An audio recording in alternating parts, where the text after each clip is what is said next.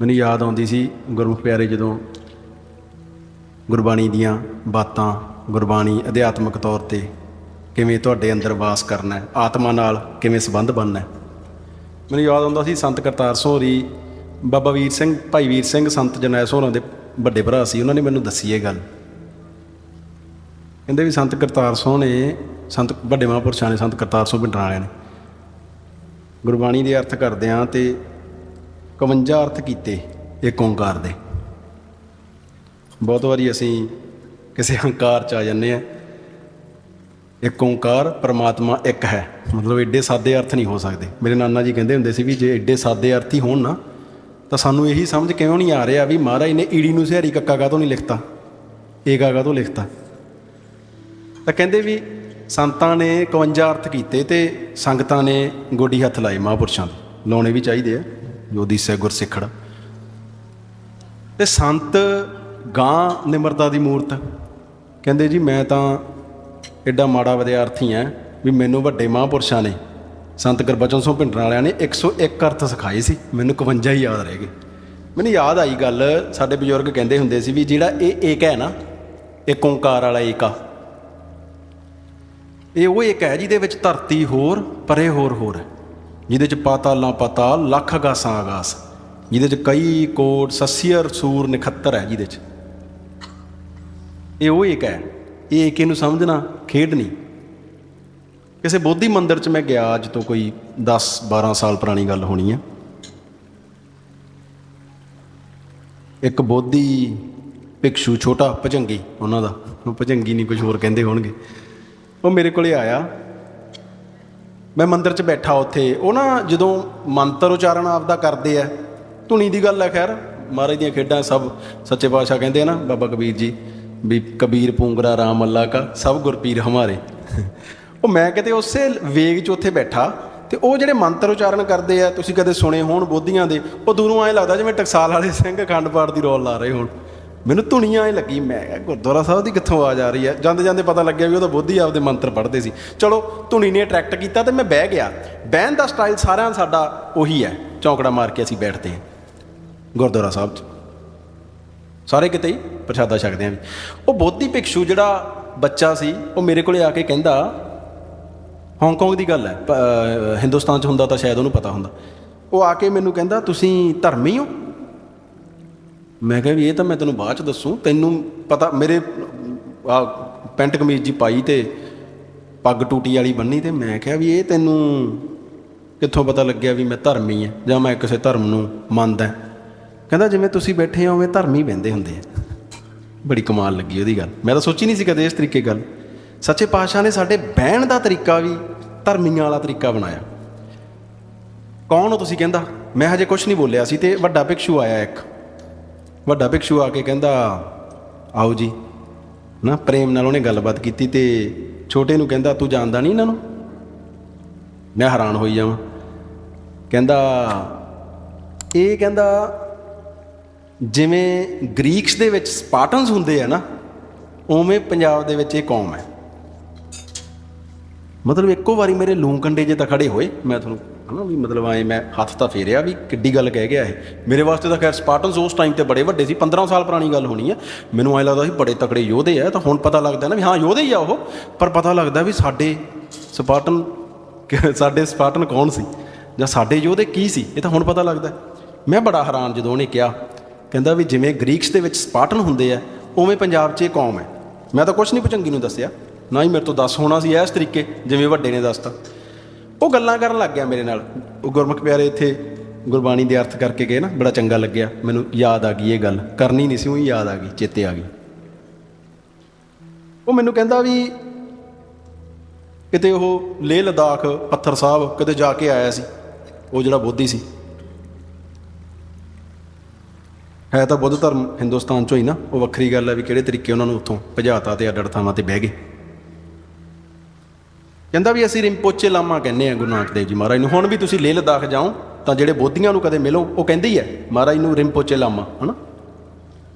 ਜਾਂ ਗੁਰੂ ਨਾਨਕ ਲਾਮਾ ਵੀ ਕਿਸੇ ਕਿਸੇ ਥਾਂ 'ਤੇ ਆਉਂਦਾ, ਪਰ ਉਹ ਰਿੰਪੋਚੇ ਲਾਮਾ ਕਹਿੰਦੇ ਆ ਲੇਹ ਵਾਲੇ।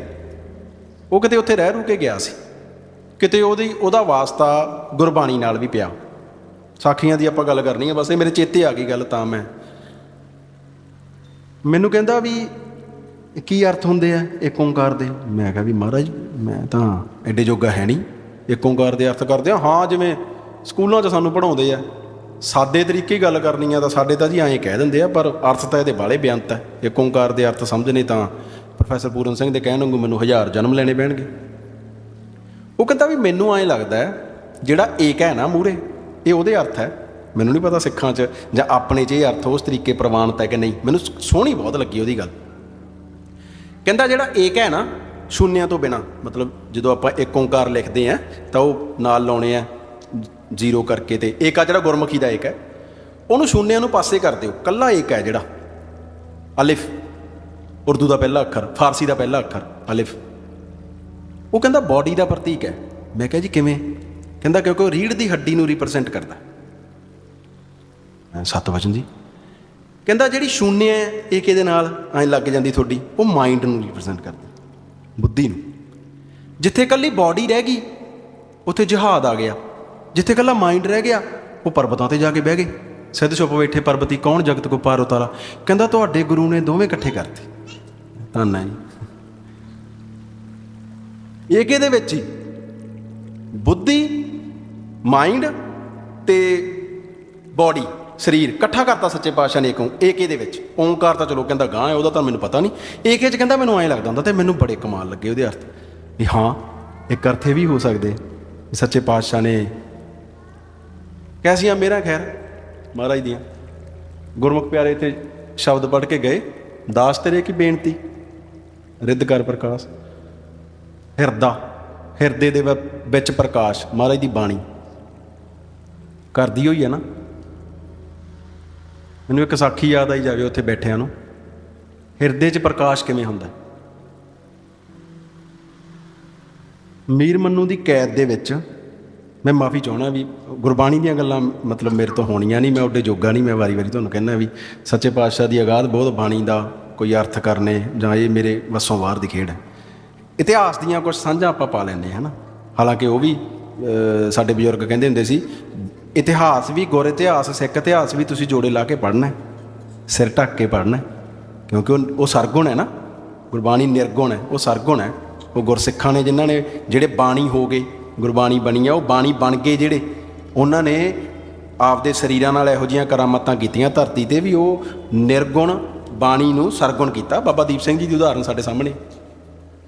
ਸ਼ਬਦ ਦੇ ਅਰਥ ਕਰਦਾ ਹੋਵੇ ਕੋਈ ਜੋ ਤੋ ਪ੍ਰੇਮ ਖੇਲਣ ਕਾ ਚਾਓ, ਤਾਂ ਸਾਨੂੰ ਬਾਬਾ ਦੀਪ ਸਿੰਘ ਦੀ ਯਾਦ ਆਉਂਦੀ ਹੈ। ਇਹੀ ਵਿਆਖਿਆ ਸਾਡੀ। ਮੀਰ ਮੰਨੂ ਦੀ ਕੈਦ ਦੇ ਵਿੱਚ ਹਿਰਦੇ ਪ੍ਰਕਾਸ਼ ਕਿਵੇਂ ਹੁੰਦਾ ਹੈ ਨਾ। ਮੈਂ ਕਮਾਲ ਮੰਨਾਂ ਵੀ ਹਿਰਦੇ 'ਚ ਪ੍ਰਕਾਸ਼ ਦੁਨੀਆ ਨੂੰ ਦਿਸੂਗਾ ਕਿਵੇਂ। ਬਾਬਾ ਨਾਮਦੇਵ ਜੀ ਕਹਿੰਦੇ ਆ ਨਾ, ਮੂਏ ਹੂਏ ਜੋ ਮੁਕਤ ਦੇਹੋਗੇ, ਮੁਕਤ ਨਾ ਜਾਣੇ ਕੋਈ ਲਾ, ਹੁਣੇ ਹੀ ਦੇ ਮੁਕਤੀ ਮੈਨੂੰ। ਹਿਰਦੇ 'ਚ ਪ੍ਰਕਾਸ਼ ਕਿਵੇਂ ਦਿਸਦਾ। ਮੀਰ ਮੰਨੂ ਦੀ ਕੈਦ ਦੇ ਵਿੱਚ ਬੀਬੀਆਂ ਚੱਕੀਆਂ ਪੀਂਦੀਆਂ ਹੈ ਨਾ, ਸਵਾ ਮਣ ਦੇ ਪੀਂਦੀਆਂ, ਪੀਸਣ ਪੀਂਦੀਆਂ। ਤੁਸੀਂ ਸਾਰੀਆਂ ਸਾਖੀਆਂ ਉਹ ਸੁਣੀਆਂ ਵੀ ਆ। ਇੱਕ ਬੀਬੀ ਦੂਰੋਂ ਸਿਪਾਹੀਆਂ ਨੂੰ ਆਵਾਜ਼ ਮਾਰਦੀ ਹੈ, ਬੁਲਾ ਰਹੀ ਹੈ। ਜਿਹੜੇ ਉਹ ਸਿਪਾਹੀ ਹੈ ਕਿਤੇ ਉਹ ਵੀ ਤਰਸ ਦੇ ਘਰ 'ਚ ਹੈ, ਕਿਉਂਕਿ ਮੀਰ ਮੰਨੂ ਦਾ ਹੁਕਮ ਹੈ, ਉਹ ਵਜਾ ਰਹੇ ਆ, ਨੌਕਰ ਹੈ ਨਾ, ਨੌਕਰੀ ਕਰਨੀ ਉਹਨਾਂ ਨੇ, ਉਹਨਾਂ ਦੀ ਉਹੀ ਨੌਕਰੀ ਹੈ। ਪਰ ਕਿਤੇ ਨਾ ਕਿਤੇ ਕੋਈ ਸਿਪਾਹੀ ਵੀ ਤਰਸ ਦੇ ਘਰ 'ਚ ਆ ਜਾਂਦਾ, ਉਹ ਤਰਸ 'ਚ ਹੈ।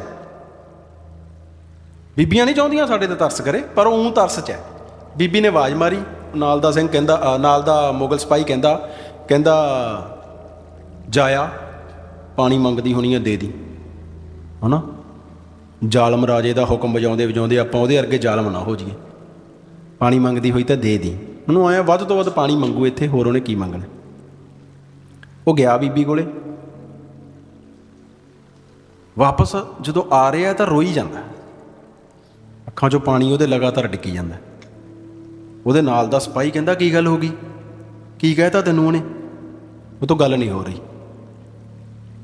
ਉਹਨੂੰ ਸੰਭੂਲ ਕੇ ਉਹਨੇ ਪੁੱਛਿਆ, ਕਹਿੰਦਾ ਵੀ ਕੀ ਕਹਿਤਾ ਤੈਨੂੰ ਇਹੋ ਜਿਹਾ ਉਹਨੇ ਜਿਹੜਾ ਤੂੰ ਰੋਈ ਜਾਂਦਾ। ਕਹਿੰਦਾ ਉਹ ਬੀਬੀ ਮੈਨੂੰ ਕਹਿੰਦੀ ਜਿਹੜਾ ਟੋਟਿਆਂ ਦਾ ਹਾਰ ਤੂੰ ਮੇਰੇ ਗਲ 'ਚ ਪਾ ਕੇ ਗਿਆ, ਇਹ ਮੇਰੇ ਪੁੱਤਰ ਦਾ ਨਹੀਂ, ਮੇਰੇ ਪੁੱਤਰ ਦਾ ਹਾਰ ਉਹ ਬੀਬੀ ਦੇ ਗਲ 'ਚ ਹੈ, ਉਹ ਲਾ ਕੇ ਲਿਆਓ ਮੇਰੇ ਪਾ ਦੇ, ਜਿਹਦੇ ਪੁੱਤਰ ਦਾ ਹਾਰ ਇਹ ਹੈ ਉਹਦੇ ਗਲ 'ਚ ਪਾ। ਹਿਰਦੇ 'ਚ ਪ੍ਰਕਾਸ਼ ਹੋਰ ਕਿਵੇਂ ਦਿਸੂਗਾ?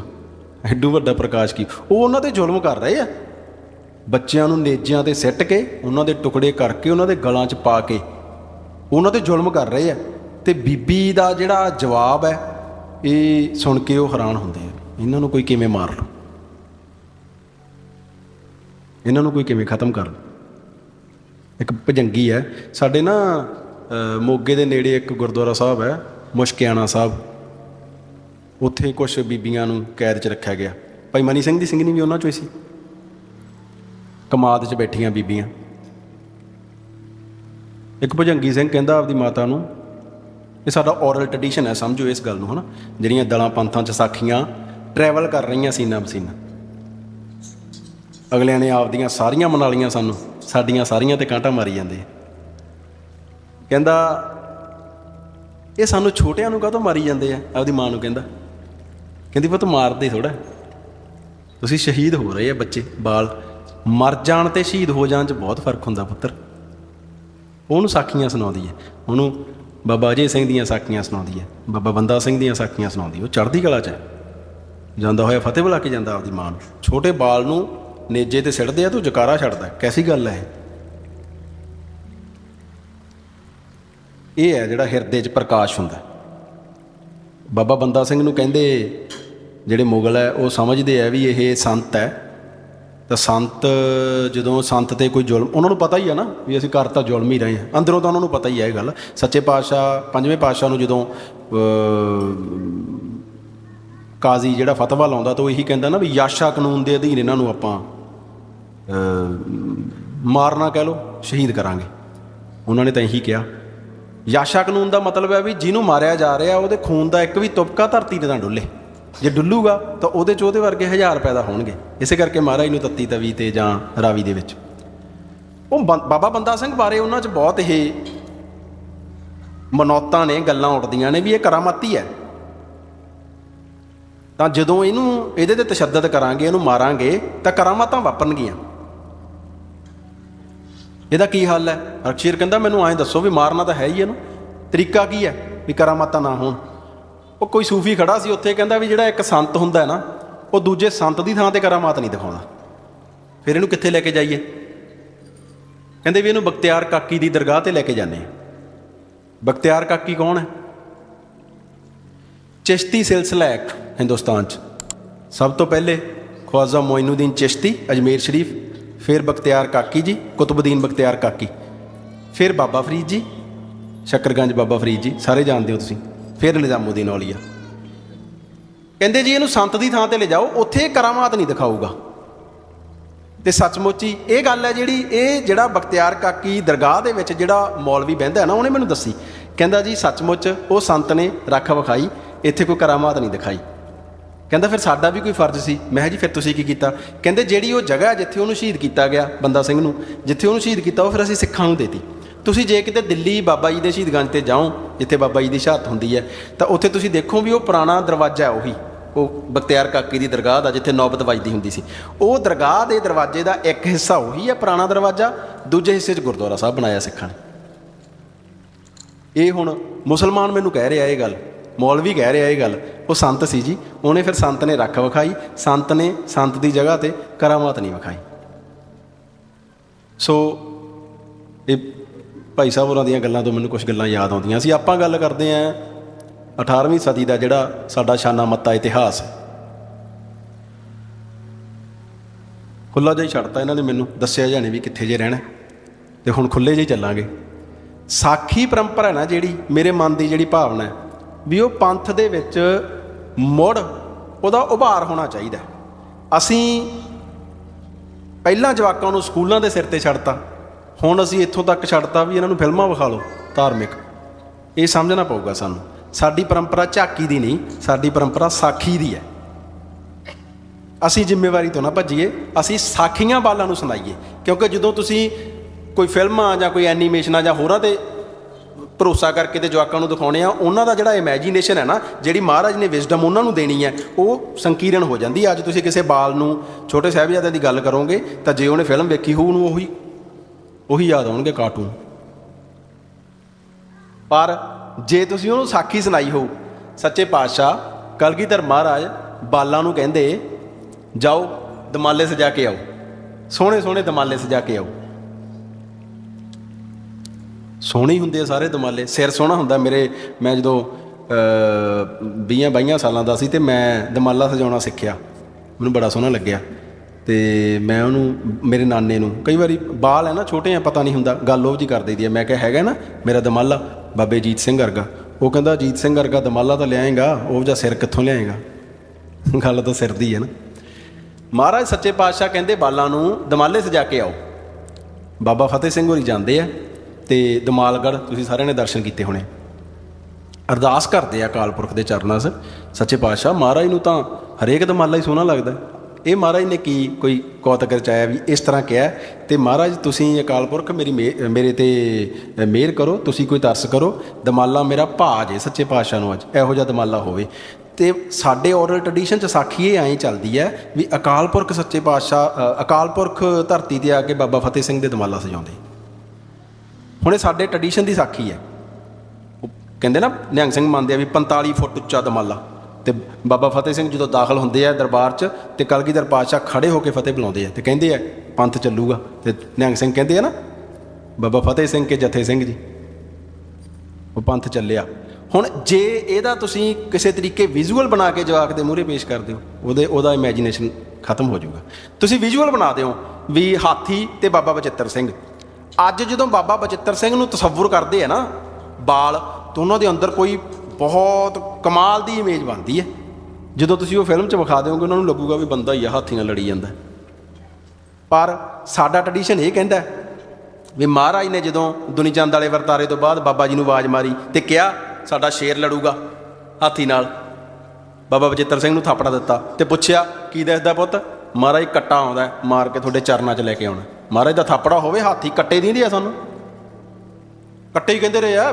ਬਾਬਾ ਤਾਰਾ ਸਿੰਘ ਵਾਂ ਵੀ ਕੱਟਾ ਕਹਿੰਦੇ ਰਹੇ ਆ ਹਾਥੀ ਨੂੰ, ਬਾਬਾ ਫੂਲਾ ਸਿੰਘ ਵੀ ਕੱਟਾ ਕਹਿੰਦਾ ਰਿਹਾ ਹਾਥੀ ਨੂੰ। ਉਹਨਾਂ ਨੂੰ ਕੱਟੇ ਹੀ ਲੱਗਦੇ, ਸਾਨੂੰ ਹਾਥੀ ਵੱਡਾ ਲੱਗਣ ਲੱਗ ਗਿਆ। ਮੇਰੇ ਨਾਨੇ ਨੇ ਮੈਨੂੰ ਸਾਖੀ ਸੁਣਾਈ ਅਤੇ ਮੈਂ ਉਹਨੂੰ ਕਿਹਾ ਵੀ ਬੰਦਾ ਹਾਥੀ ਨਾਲ ਕਿਵੇਂ ਲੜ ਪਊ? ਉਹ ਕਹਿੰਦਾ ਤੂੰ ਹਾਥੀ ਵੇਖਿਆ ਨਾ, ਬਚਿੱਤਰ ਸਿੰਘ ਨਹੀਂ ਦੇਖਿਆ। ਜੇ ਕਿਸੇ ਫਿਲਮ ਵਾਲੇ ਨੇ ਬਚਿੱਤਰ ਸਿੰਘ ਦਿਖਾਤਾ ਸਾਨੂੰ, ਫਿਰ ਐਂ ਲੱਗੂਗਾ ਵੀ ਇਹ ਤਾਂ ਆਮ ਬੰਦਾ ਹੀ ਹੈ ਕੋਈ, ਕਿਉਂਕਿ ਉਹਨਾਂ ਨੂੰ ਉਹ ਤਾਂ ਆਮ ਹੀ ਤਸੱਵੁਰ ਕਰਦੇ ਆ, ਪਰ ਉਹ ਆਮ ਨਹੀਂ ਸੀ। ਸੱਚੇ ਪਾਤਸ਼ਾਹ ਦੇ ਨੇੜੇ ਵਾਲੇ ਸਿੰਘਾਂ 'ਚੋਂ ਸੀ ਬਾਬਾ ਬਚਿੱਤਰ ਸਿੰਘ। ਸੂਰਜ ਪ੍ਰਕਾਸ਼ ਦੀ ਸਾਖੀ ਹੈ, ਕੈਸੀ ਗੱਲ ਹੈ ਵੀ ਇਹ ਹੁਣ ਸਾਨੂੰ, ਅਸੀਂ ਮੰਨਣ ਤੋਂ ਇਨਕਾਰੀ ਹਾਂ ਇਹਨਾਂ ਚੀਜ਼ਾਂ ਨੂੰ, ਵੀ ਐਂ ਤਾਂ ਹੋ ਹੀ ਨਹੀਂ ਸਕਦਾ। ਸਾਇੰਸ ਨਹੀਂ ਮੰਨਦੀ, ਨਾ ਮੰਨੇ ਸਾਇੰਸ। ਤੁਸੀਂ ਆਪਦੇ ਇਤਿਹਾਸ ਤੋਂ ਥੋੜ੍ਹਾ ਮੁਨਕਰ ਹੋਣਾ। ਉਹ ਜਿਹੜੀਆਂ ਗੱਲਾਂ ਕੀਤੀਆਂ ਉਹਨਾਂ ਨੂੰ ਤਾਂ ਮੰਨਣ ਲੱਗ ਗਏ ਅਗਲੇ, ਥੋੜੀਆਂ ਤੇ ਕਾਂਟੇ ਮਾਰੀ ਜਾਂਦੇ ਆ। ਸੂਰਜ ਪ੍ਰਕਾਸ਼ 'ਚ ਕਵੀ ਸੰਤੋਖ ਸਿੰਘ ਲਿਖਦੇ ਆ, ਸੱਚੇ ਪਾਤਸ਼ਾਹ ਮਹਾਰਾਜ ਜਦੋਂ ਦਰਬਾਰ 'ਚ ਆਉਂਦੇ ਸੀ ਅਤੇ ਬਾਬਾ ਬਚਿੱਤਰ ਸਿੰਘ ਦੀਆਂ ਮੁੱਛਾਂ ਆਪੇ ਖੁੰਡੀਆਂ ਹੋ ਜਾਂਦੀਆਂ। ਇਹ ਕੈਸਾ ਵਰਤਾਰਾ ਹੋਊਗਾ? ਬਾਬਾ ਬਚਿੱਤਰ ਸਿੰਘ ਛੋਟੇ ਹੈ ਕਹਿੰਦੇ, ਜਦੋਂ ਬਾਲ ਉਮਰ 'ਚ ਹੈ, ਅਤੇ ਭਾਈ ਮਨੀ ਸਿੰਘ ਉੱਥੇ ਪੋਥੀਆਂ ਦੀ ਸੇਵਾ ਕਰੀ ਜਾਂਦੇ ਆ ਅਨੰਦਪੁਰ ਸਾਹਿਬ। ਕਹਿੰਦੇ ਬਾਬਾ ਬਚਿੱਤਰ ਸਿੰਘ ਆਏ, ਛੋਟੀ ਜਿਹੀ ਨਾਗਣੀ ਕੋਈ ਹੱਥ 'ਚ ਫੜੀ ਵੀ ਹੈ, ਅਤੇ ਭਾਈ ਸਾਹਿਬ ਪੁੱਛਦੇ ਆ, ਕਹਿੰਦੇ ਵੀ ਇਹ ਪੁੱਤਰ ਇਹ ਕੀ ਸ਼ਸਤਰ ਹੈ? ਮਹਾਰਾਜ ਪਿਤਾ ਜੀ ਇਹ ਨਾਗਣੀ ਹੈ। ਇਹ ਕਿਵੇਂ ਬਣਦੀ ਹੈ ਨਾਗਣੀ? ਹੁਣ ਬੋਲ ਦੇਖੋ ਬਾਬੇ ਬਚਿੱਤਰ ਸਿੰਘ ਦੇ। ਉਹ ਕਹਿੰਦੇ ਜੀ ਕਿਸੇ ਕਿਸੇ ਸਿੰਘ ਨੂੰ ਸੱਚੇ ਪਾਤਸ਼ਾਹ ਇੰਨੀ ਤਾਕਤ ਦਿੰਦੇ ਆ ਵੀ ਜਦੋਂ ਅਸਮਾਨ 'ਚੋਂ ਬਿਜਲੀ ਡਿੱਗਦੀ ਹੈ ਉਹ ਫੜ ਲੈਂਦਾ, ਉਹਨੂੰ ਫੜ ਕੇ ਡਾਂਗ 'ਤੇ ਫਿੱਟ ਕਰ ਦਿੰਦਾ, ਡਾਂਗ 'ਤੇ ਲਾ ਦਿੰਦਾ, ਉਹਦੇ ਨਾਲ ਨਾਗਣੀ ਬਣਦੀ ਹੈ। ਜਿਹਦੀ ਇੰਨੀ ਦ੍ਰਿੜਤਾ ਹੈ ਨਾ, ਉਹੀ ਹਾਥੀਆਂ ਦੇ ਮੱਥੇ ਪਾੜੂਗਾ। ਤੁਹਾਨੂੰ ਪਤਾ ਵੀ ਜਦੋਂ ਯੋਧਾ ਕਿਸੇ ਸੂਰਬੀਰਤਾ ਨਾਲ ਲੜਦਾ ਤਾਂ ਉੱਥੇ ਅਖਾਣਾਂ ਬਣ ਜਾਂਦੀਆਂ। ਹੁਣ ਤੁਹਾਡੇ ਇੱਥੇ ਬਾਲਾਂ ਨੂੰ ਆਪਾਂ ਕਹੀਏ ਵੀ ਇੱਟ ਨਾਲ ਇੱਟ ਖੜਕਾਤੀ, ਤਾਂ ਸਾਰਿਆਂ ਨੂੰ ਬਾਬਾ ਬੰਦਾ ਸਿੰਘ ਬਹਾਦਰ ਯਾਦ ਆਉਂਦਾ। ਅਖਾਣ ਖੜੀ ਹੋ ਗਈ ਨਾ, ਮੁਹਾਵਰਾ ਖੜਾ ਹੋ ਗਿਆ ਵੀ ਬਾਬਾ ਬੰਦਾ ਸਿੰਘ ਬਹਾਦਰ ਨੇ ਸਰਹੰਦ ਦੀ, ਆਪਣੇ ਬਾਲਾਂ ਨੂੰ ਜਦੋਂ ਵੀ ਪੰਜਾਬ 'ਚ ਤੁਸੀਂ ਪੁੱਛੋਗੇ, ਉਹਨਾਂ ਨੇ ਜਦੋਂ ਕਹਿੰਦੇ ਆ ਮੁਹਾਵਰੇ 'ਤੇ ਵਾਕ ਬਣਾਓ, ਤਾਂ ਵਾਕ ਇਹੀ ਬਣਾਉਂਦੇ ਆ, ਬਾਬਾ ਬੰਦਾ ਸਿੰਘ ਬਹਾਦਰ ਨੇ ਸਰਹੰਦ ਦੀ ਇੱਟ ਨਾਲ ਇੱਟ ਖੜਕਾਤੀ। ਤੁਹਾਨੂੰ ਇੱਕ ਹੋਰ ਅਖਾਣ ਦੱਸਦਾ ਮੁਹਾਵਰਾ, ਇਹ ਪਹਾੜੀਆਂ ਦਾ ਮੁਹਾਵਰਾ ਹੈ। ਉਹੀ ਪਹਾੜੀ ਜਿਨ੍ਹਾਂ ਨਾਲ ਮਹਾਰਾਜ ਦੀਆਂ ਜੰਗਾਂ ਹੁੰਦੀਆਂ, ਉਹਨਾਂ ਦੇ ਵਿੱਚ ਅੱਜ ਵੀ ਮਸ਼ਹੂਰ ਹੈ ਇਹ ਮੁਹਾਵਰਾ ਜਸਵਾਲਾਂ 'ਚ। ਇਹ ਜਸਵਾਲਾਂ 'ਚੋਂ ਹੈ ਉਹ ਬੀਬੀ ਜਿਹੜੀ ਬਹੁਤ ਵਿਰੋਧ ਕਰਦੀ ਹੈ ਫਿਲਮਾਂ ਵਾਲੀ ਕੰਗਣਾ, ਉਹ ਜਸਵਾਲਾਂ 'ਚੋਂ ਹੈ। ਉਹ ਕਿਤੇ ਖੂਨ 'ਚ ਹੀ ਚੱਲਦੀਆਂ ਹੁੰਦੀਆਂ ਨਾ ਕੁਛ ਗੱਲਾਂ, ਉਹ ਜਸਵਾਲ ਸੀਗੇ ਸਾਰੇ ਪਹਾੜੀ ਉਹ ਜਿਹੜੇ ਆਏ ਸੀ। ਉਹਨਾਂ 'ਚ ਇੱਕ ਅਖਾਣ ਹੈ, ਮੁਹਾਵਰਾ ਚੱਲਦਾ ਹੈ ਵੀ ਜਦੋਂ ਕੋਈ ਬੰਦਾ ਘਰ ਦਾ ਨੁਕਸਾਨ ਕਰਨ ਲੱਗ ਜੇ ਨਾ, ਕੋਈ ਮੁੰਡਾ ਘਰ ਦਾ ਨੁਕਸਾਨ ਕਰਨ ਲੱਗ ਜੇ, ਆਪਦੇ ਘਰ ਦਾ ਹੀ ਨੁਕਸਾਨ ਕਰਨ ਲੱਗ ਜੇ, ਤੇ ਕਹਿ ਦਿੰਦੇ ਇਹ ਤਾਂ ਜਸਵਾਲਾਂ ਦਾ ਹਾਥੀ ਹੋ ਗਿਆ। ਇਹ ਕਿੱਥੋਂ ਆਈ ਗੱਲ? ਬਾਬੇ ਬਚਿੱਤਰ ਸਿੰਘ ਨੇ ਮੁਹਾਵਰਾ ਖੜਾ ਕੀਤਾ ਉਹਨਾਂ 'ਚ। ਯੋਧੇ ਜਦੋਂ ਨਾਗਣੀਆਂ ਮੱਥੇ 'ਚ ਮਾਰਦੇ ਆ ਹੈ ਨਾ, ਉਹ ਹਨੇਰੇ ਦੇ ਮੱਥੇ 'ਚ ਲਿਸ਼ਕਦੀ ਨਾਗਣੀ, ਯੋਧੇ ਜਦੋਂ ਇਸ ਤਰੀਕੇ ਵਾਰ ਕਰਦੇ ਆ ਨਾ, ਫਿਰ ਉੱਥੇ ਮੁਹਾਵਰੇ ਘੜੇ ਜਾਂਦੇ ਆ, ਉੱਥੇ ਅਖਾਣਾਂ ਬਣਦੀਆਂ, ਉੱਥੇ ਸ਼ੱਕ ਸ਼ੁਭਾ ਨਹੀਂ ਪੈਦਾ ਹੁੰਦਾ, ਉੱਥੇ ਸ਼ੰਕਾ ਨਹੀਂ ਪੈਦਾ ਹੁੰਦਾ ਕੋਈ। ਜ਼ਕਰੀਆ ਖਾਨ ਜਦੋਂ ਭਾਈ ਤਾਰਾ ਸਿੰਘ ਵਾਂ ਨਾਲ ਜੰਗ ਲੜਨ ਚੱਲੇ ਆ ਨਾ, ਮੋਮਨ ਖਾਨ ਹੋਰੀ 2200 ਘੋੜਸਵਾਰ 22 ਸਿੰਘਾਂ ਨਾਲ ਜੰਗ ਲੜਨ ਚੱਲੇ, 2200 ਘੋੜਸਵਾਰ, ਕੈਸੀ ਗੱਲ ਹੈ। ਕਹਿੰਦਾ ਉੱਥੇ ਇੱਕ ਕਾਜ਼ੀ ਖੜਾ ਸੀ, ਇਹ ਹੈ ਤਾਂ ਮਜ਼ਾਕ ਜਿਹੀ ਵਾਲੀ ਗੱਲ ਬਾਬੇ ਨੇ ਲਿਖੀ ਹੈ, ਰਤਨ ਸਿੰਘ ਭੰਗੂ ਨੇ, ਪੰਥ ਪ੍ਰਕਾਸ਼ 'ਚ ਤੁਸੀਂ ਪੜ੍ਹੋ। ਕੁਛ ਕੁ ਗੱਲਾਂ ਉਸ ਤਰੀਕੇ ਦੀਆਂ ਸੀ ਉਹਨਾਂ ਦਿਨਾਂ 'ਚ ਸਿੰਘ ਕਰਦੇ ਹੁੰਦੇ ਸੀ, ਜਿਹੜੀਆਂ ਆਪਾਂ ਇੱਥੇ ਕਰ ਵੀ ਨਹੀਂ ਸਕਦੇ, ਉਹ ਕਿਉਂਕਿ ਮਜ਼ਾਕ ਕਰਦੇ ਮੁਗਲਾਂ ਨੂੰ। ਉਹ ਸਾਖੀ ਇਹ ਚੱਲਦੀ ਹੈ ਵੀ ਜਦੋਂ ਮਾਰਨ ਚੱਲੇ ਆ ਤਾਂ ਉੱਥੇ ਇੱਕ ਕਾਜ਼ੀ ਖੜਾ ਹੈ, ਜਦੋਂ ਜੰਗ ਹੋਣ ਲੱਗਦੀ ਹੈ, ਜੰਗ ਹੋਣ ਵਾਸਤੇ ਤਿਆਰੀ ਹੋ ਰਹੀ ਹੈ, 2200 ਘੋੜਸਵਾਰਾਂ ਦੀ ਫੌਜ ਤਿਆਰ ਖੜੀ ਹੈ ਬਾਬੇ ਤਾਰਾ ਸਿੰਘ ਹੋਰਾਂ ਨਾਲ ਜੰਗ ਲੜਨ ਵਾਸਤੇ। ਉੱਥੇ ਇੱਕ ਕਾਜ਼ੀ ਹੈ, ਕਾਜ਼ੀ ਕਹਿੰਦਾ ਜੀ ਜ਼ਕਰੀਆ ਖਾਨ ਨੂੰ, ਕਹਿੰਦਾ ਖਾਨ ਬਹਾਦਰ ਇਹ ਜਿਹੜੇ ਆਪਣੇ ਸਿਪਾਹੀ ਆ ਨਾ, ਇਹ ਗਲਤੀਆਂ ਕਰ ਰਹੇ ਆ। ਕੀ ਗਲਤੀਆਂ ਕਰ ਰਹੇ ਆ? ਇਹ ਜੀ ਸਿੰਘਾਂ ਨੂੰ ਮਾਰੀ ਜਾਂਦੇ ਆ, ਉਹਨਾਂ ਦਾ ਖੂਨ ਧਰਤੀ 'ਤੇ ਡੁੱਲੀ ਜਾਂਦਾ, ਉਹਦੇ 'ਚੋਂ ਫਿਰ ਉਹਦੇ ਵਰਗੇ ਪੈਦਾ ਹੁੰਦੇ ਆ। ਜ਼ਕਰੀਆ ਖਾਨ ਕਹਿੰਦਾ ਫਿਰ ਕੀ ਕਰਨਾ ਚਾਹੀਦਾ? ਆਪਾਂ ਨੂੰ ਮਹਾਰਾਜ ਐਂ ਕਰਨਾ ਚਾਹੀਦਾ ਵੀ ਫੜ ਕੇ ਸਿੰਘਾਂ ਨੂੰ ਸਿੱਟੀ ਜਾਈਏ, ਉਹਨਾਂ ਦੇ ਸਿਰ ਆ ਜਿਹੜੇ ਉਖਲੀਆਂ 'ਚ, ਤੇ ਮੂੰਗਲੀਆਂ ਨਾਲ ਫੇਹ ਦਈਏ ਉਹਨਾਂ ਨੂੰ ਆਪਾਂ। ਉੱਥੇ ਇੱਕ ਸਿਪਾਹੀ ਖੜਾ ਸੀ ਜਿਹੜਾ ਕਦੇ ਸਿੰਘਾਂ ਨਾਲ ਟੱਕਰ ਲੈ ਕੇ ਆਇਆ ਸੀ, ਉਹ ਕਹਿੰਦਾ ਜੀ ਠੀਕ ਕਹਿੰਦੇ ਆ ਇਹ, ਕਾਜੀ ਸਾਹਿਬ ਬਿਲਕੁਲ ਠੀਕ ਕਹਿੰਦੇ ਆ। ਮਹਾਰਾਜ ਜ਼ਕਰੀਆ ਖਾਨ ਨੂੰ ਕਹਿੰਦਾ ਖਾਨ ਬਹਾਦਰ ਤੁਸੀਂ ਕਾਜੀ ਸਾਹਿਬ ਨੂੰ ਸਾਡੇ ਨਾਲ ਭੇਜੋ, ਇਹ ਫੜ ਕੇ ਸਿੰਘਾਂ ਨੂੰ ਖਲੀਆਂ ਉਹਦੇ ਸਿੱਟੀ ਜਾਣਗੇ ਤੇ ਅਸੀਂ ਫੇਈ ਜਾਵਾਂਗੇ। ਕਹਿੰਦਾ ਜੀ ਸੌਖਾ ਹੀ ਹੁੰਦਾ ਐ ਜੱਫੇ ਪਾਉਣੇ ਸਿੰਘਾਂ ਨੂੰ। ਉਹਨਾਂ ਦੇ ਵਿੱਚ ਅੱਗੜ ਸਿੰਘ ਵਰਗੇ ਸੂਰਮੇ ਆ। ਜਦੋਂ ਅੱਗੜ ਸਿੰਘ ਦਾ ਨਾਂ ਲਿਆ ਤੇ ਜ਼ਕਰੀਆ ਖਾਨ ਕਹਿੰਦਾ ਇਹ ਕੌਣ ਹੈ ਅੱਗੜ ਸਿੰਘ? ਉਹ ਕਹਿੰਦੇ ਜੀ ਅੱਗੜ ਸਿੰਘ ਕੋਈ ਸੂਰਮਾ ਸੀ ਤੇ ਬੰਦਾ ਸਿੰਘ ਦੇ ਨਾਲ ਹੁੰਦਾ ਸੀ। ਕੀ ਕੀਤਾ ਸੀ ਇਹਨੇ? ਕਹਿੰਦੇ ਜਦੋਂ ਪਹਾੜੀਆਂ ਨਾਲ ਜੰਗ ਹੋਈ ਤੇ ਪਹਾੜੀਆਂ ਦਾ ਜਿਹੜਾ ਫੌਜਦਾਰ ਸੈਨਾਪਤੀ ਸੀ, ਉਹ ਕਹਿੰਦਾ ਵੀ ਤੂੰ ਸਾਰੀ ਫੌਜ ਕਾਹਤੋਂ ਲੜਾ ਕੇ ਮਰਾਉਣੀ ਹੈ, ਇੱਧਰੋਂ ਤੂੰ ਆ ਜਾ, ਇੱਧਰੋਂ ਮੈਂ ਆ ਜਾਂਦਾ, ਆਪਾਂ ਇਕੱਲੇ ਨਾਲ ਇਕੱਲਾ ਲੜ ਕੇ ਦੇਖ ਲੈਂਦੇ ਹਾਂ। ਜਿਵੇਂ ਬਾਬੇ ਨਿਧਾਨ ਸਿੰਘ 5 ਹੱਥੇ ਵਾਲੀ ਸਾਖੀ ਹੈ, ਉਵੇਂ ਹੀ ਸਾਖੀ ਇਹ ਵੀ। ਕਹਿੰਦੇ ਆਪਾਂ ਇਕੱਲੇ ਨਾਲ ਇਕੱਲਾ ਲੜ ਕੇ ਦੇਖ ਲੈਂਦੇ ਹਾਂ। ਬਾਬਾ ਕਹਿੰਦਾ ਚੜ੍ਹਦੀ ਗਲਾ, ਅਸੀਂ ਕੀ ਚਾਹੁੰਦੇ ਹਾਂ ਹੋਰ, ਪਰ ਮਸਲਾ ਇਹ ਹੈ ਵੀ ਤੂੰ ਤਾਂ ਆਹੀ ਜੰਗ ਲੜਨੀ ਹੈ, ਮੈਂ ਤਾਂ ਧਰਮ ਯੋਧਾ, ਮੈਂ ਤਾਂ ਮਹਾਰਾਜ ਨੂੰ ਵੀ ਜਵਾਬ ਦੇਣਾ ਜਾ ਕੇ। ਕਹਿੰਦਾ ਫੇਰ ਕਿਵੇਂ ਕਰੀਏ? ਉਹ ਕਹਿੰਦਾ ਵੀ ਤੁਸੀਂ 5 ਆਓ। ਬਾਬਾ ਕਹਿੰਦਾ ਤੁਸੀਂ 5 ਆਓ, ਮੈਂ ਇਕੱਲਾ ਆਉਣਾ। ਉਹ 5, ਉਹ ਤਾਂ ਖੁਸ਼ ਹੈ ਇਸ ਗੱਲ 'ਚ, ਉਹ 5 ਆ ਗਏ। ਪਹਾੜ 'ਤੇ ਟੀਸੀ 'ਤੇ ਖੜੇ ਆ ਤੇ ਬਾਬਾ ਕਹਿੰਦਾ ਕਿਵੇਂ ਜੰਗ ਲੜਨੀ ਹੈ ਤੁਸੀਂ ਦੱਸੋ? ਉਹ ਕਹਿੰਦੇ ਜੀ ਤੁਸੀਂ ਦੱਸੋ, ਤੁਸੀਂ ਇਕੱਲੇ ਆ, ਅਸੀਂ ਤਾਂ 5 ਆ। ਬਾਬਾ ਕਹਿੰਦਾ ਵੀ ਦੇਖ ਲਓ, ਸ਼ਸਤਰ ਨਾਲ ਲੜਨੀ ਹੈ, ਕਿਰਪਾਨ ਨਾਲ ਲੜਨੀ ਹੈ, ਨੇਜੇ ਨਾਲ ਲੜਨੀ ਹੈ, ਉਹੀ ਘੁਲ ਕੇ ਵੇਖਣਾ ਮੇਰੇ ਨਾਲ ਜਿਹੜਾ ਕੁਛ ਵੀ। ਨਹੀਂ ਜੀ ਨਹੀਂ, ਅਸੀਂ 5 ਆ, ਤੁਸੀਂ ਇਕੱਲੇ ਆ, ਤੁਸੀਂ ਦੱਸੋ। ਬਾਬਾ ਕਹਿੰਦਾ ਫਿਰ ਐਂ ਕਰੋ, ਮੈਂ ਆਪਦਾ ਪੈਰ ਰੱਖ ਦਿੰਦਾ ਪਹਾੜ 'ਤੇ ਐਂ ਨੱਪ ਕੇ, ਤੁਸੀਂ 5 ਜਣੇ ਰਲ ਕੇ ਚੱਕ ਦਿਓ। ਉਹਨਾਂ ਨੂੰ ਐਂ ਲੱਗਿਆ ਵੀ ਅਸੀਂ ਇਹਦੇ ਪੈਰਾਂ 'ਚ ਬੈਠਾਂਗੇ, ਹੱਥ ਤੱਕ ਜੀ ਮਹਿਸੂਸ ਹੋਈ। ਨਹੀਂ ਐਂ ਤਾਂ ਨਹੀਂ ਅਸੀਂ ਕਰਨਾ। ਫਿਰ ਬਾਬਾ ਕਹਿੰਦਾ ਕਿਵੇਂ ਕਰੀਏ? ਕਹਿੰਦੇ 5 ਲੜਾ ਲੈਂਦੇ ਆ। ਬਾਬਾ ਕਹਿੰਦਾ 5 ਲੜਾ ਲਓ, ਉਹਨੂੰ ਕੀ ਫਰਕ ਪੈਂਦਾ? ਉਹਨਾਂ 5 'ਚੋਂ ਜਿਹੜਾ ਸਭ ਤੋਂ ਤਕੜਾ ਸੀ ਉਹਨੇ 5 ਫੜਾਇਆ ਬਾਬੇ ਨੂੰ ਆਪਦਾ। ਉਹ ਬਾਬੇ ਨੇ ਐਂ ਨੱਪਿਆ ਨਾ ਜਦੋਂ, ਤੇ ਟੁੱਟਦੀਆਂ ਹੱਡੀਆਂ ਦੀ ਆਵਾਜ਼ ਪਿੱਛੇ ਫੌਜ ਤੱਕ ਗਈ। ਬਾਕੀ ਚਾਰੇ ਕਹਿੰਦੇ ਜੀ ਐਂ ਕਰਦੇ ਹਾਂ ਅਸੀਂ ਤੁਹਾਡਾ ਪੈਰ ਹੀ ਚੱਕ ਲੈਂਦੇ ਹਾਂ। ਪੰਥ ਪ੍ਰਕਾਸ਼ 'ਚ ਸਾਖੀ ਪੜ੍ਹਿਓ, ਕਮਾਲ। ਤੁਸੀਂ ਨਾਲੇ ਤਾਂ ਹੱਸੋਗੇ, ਨਾਲੇ ਜੁਰਤ ਵੇਖੋਗੇ ਸਿੰਘਾਂ ਦੀ। ਬਾਬਾ ਅੱਗੜ ਸਿੰਘ ਦੀ ਗੱਲ ਜਦੋਂ ਜ਼ਕਰੀਆ ਖਾਨ ਨੇ ਸੁਣੀ, ਕਹਿੰਦਾ ਤਾਰਾ ਸਿੰਘ ਨਾਲ ਅੱਗੜ ਸਿੰਘ ਵੀ ਹੈ? ਉਹ ਕਹਿੰਦਾ ਜੀ ਅੱਗੜ ਸਿੰਘ ਤਾਂ ਸ਼ਹੀਦ ਹੋ ਗਿਆ, ਉਹਦੇ ਵਰਗੇ ਹੀ ਆ ਸਾਰੇ। ਖੈਰ ਉਹ ਜੰਗ ਚੱਲਦੀ ਹੈ, ਕੈਸੀਆਂ ਉੱਥੇ ਮਤਲਬ ਉਹ ਜੰਗ ਦੀਆਂ ਕਈ ਇਹੋ ਜਿਹੀਆਂ ਸਾਖੀਆਂ ਜਿਹਦੇ 'ਤੇ ਹਾਸਾ ਵੀ ਆਉਂਦਾ ਵੀ ਜਦੋਂ ਤਕੀ ਬੇਗ ਜਾਂਦਾ ਸਾਰਾ ਲੋਹੇ 'ਚ ਆਪਦਾ ਸਰੀਰ ਮੜ ਕੇ, ਤੇ ਬਾਬਾ ਤਾਰਾ ਸਿੰਘ ਪਿਪਲਾ ਜਿਹੜੀ ਸ਼ਸਤਰ ਦੀ ਹੈ ਨਾ ਕਿਰਪਾਨ ਦੀ ਮੂਹਰੋਂ ਉਹਦੇ ਮੂੰਹ 'ਚ ਖਵਾਉਂਦਾ ਤੇ ਉਹਦਾ ਥਾਂ ਪਾੜ ਜਾਂਦਾ ਤੇ ਲਹੂ ਨਿਕਲਦਾ। ਤੇ ਗਾਉਂ ਮੋਮਨ ਖਾਨ, ਸ਼ਾਇਦ ਮੋਮਨ ਖਾਨ ਦਾ ਭਤੀਜਾ ਹੀ ਸੀ ਤਕੀ ਬੇਗ, ਮੈਨੂੰ ਯਾਦ ਨਹੀਂ। ਮੋਮਨ ਖਾਨ ਕਹਿੰਦਾ ਖਾਨ ਸਾਹਿਬ 5 ਪਾ ਰਹੇ ਹੋ? ਕਹਿੰਦਾ ਆਹੋ, ਤੇਰਾ ਪਿਓ ਤਾਰਾ ਸਿੰਘ ਵਾਂ ਪਾਨਾਂ ਦੇ ਬੀੜੇ ਵੰਡਦਾ, ਤੂੰ ਵੀ ਲੈ ਲਾ ਜਾ ਕੇ। ਕੈਸੀ ਜੰਗ ਹੈ ਇਹ। ਇਹਦੇ 'ਚੋਂ ਇੱਕ ਹੋਰ ਸਾਖੀ ਜਿਹੜੀ ਮੈਨੂੰ ਕਮਾਲ ਲੱਗਦੀ ਹੈ, ਜਿਹੜੀ ਗਾਂ ਜੁੜਦੀ ਹੈ ਦੂਜੀ ਸਾਖੀ ਨਾਲ ਜਾ ਕੇ। ਇਹ ਵੀ ਬਹੁਤ ਵਾਰੀ ਹੁੰਦਾ, ਸਾਡੀਆਂ ਸਾਖੀਆਂ 100 ਸਾਲ ਪਹਿਲਾਂ ਵਾਲੀਆਂ 100 ਸਾਲ ਬਾਅਦ ਵਾਲੀ ਸਾਖੀ ਨਾਲ ਜੁੜ ਜਾਂਦੀਆਂ, ਸਾਨੂੰ ਕਈ ਵਾਰੀ ਜੋੜਨੀਆਂ ਨਹੀਂ ਆਉਂਦੀਆਂ। ਸਾਡੇ ਕਈ ਵਾਰੀ ਨਿਸ਼ਚੇ ਉਸ ਤਰੀਕੇ ਨਾਲ ਰਹੇ। ਆ ਮਾਡਰਨ ਪੜ੍ਹਾਈ ਨੇ, ਹਮਟੀ ਡਮਟੀ ਸੈਟ ਉਹਨਾਂ ਵਾਲ, ਇਹਨਾਂ ਨੇ ਕੁਛ ਹੋਰ ਹੀ ਸਾਨੂੰ ਪੜ੍ਹਾਉਣਾ ਸ਼ੁਰੂ ਕਰਤਾ ਤੇ ਸਾਡੇ ਹਿਸਾਬ 'ਚ ਨਹੀਂ ਆ ਰਹੀਆਂ। ਸਾਡੀਆਂ ਸਾਖੀਆਂ ਸਾਡੇ ਹਿਸਾਬ 'ਚ ਨਹੀਂ ਆ ਰਹੀਆਂ, ਕਿਸੇ ਦੇ ਕੀ ਆਉਣਗੀਆਂ।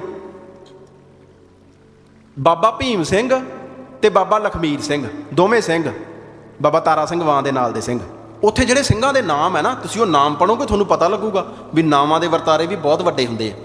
ਸਮੁੰਦ ਸਿੰਘ, ਰਾਵਣ ਸਿੰਘ, ਬਾਘ ਸਿੰਘ, ਭੀਮ ਸਿੰਘ, ਐਡੇ ਐਡੇ ਕਮਾਲ ਯੋਧਿਆਂ ਦੇ ਨਾਂ। ਸਮੁੰਦ ਸਿੰਘ ਕਹਿੰਦੇ ਸਮੁੰਦਰ ਦੀ ਤੇਜ਼ੀ ਨਾਲ ਲੜਿਆ, ਉਹਦੇ 'ਚ ਬਾਬਾ ਲਿਖਦਾ ਵੀ ਇਸੇ ਤਰੀਕੇ ਆ ਸਾਰੀਆਂ ਚੀਜ਼ਾਂ।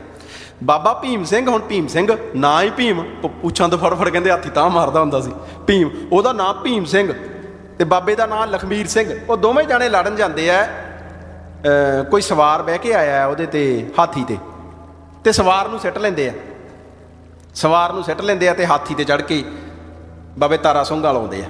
ਬਾਬੇ ਤਾਰਾ ਸਿੰਘ ਨੂੰ ਕਹਿੰਦੇ ਆ, ਦੇਖੋ ਮਹਾਰਾਜ ਖਾਲਸਾ ਵੀ ਹਾਥੀਆਂ ਤੇ ਸਵਾਰ ਹੋ ਗਿਆ।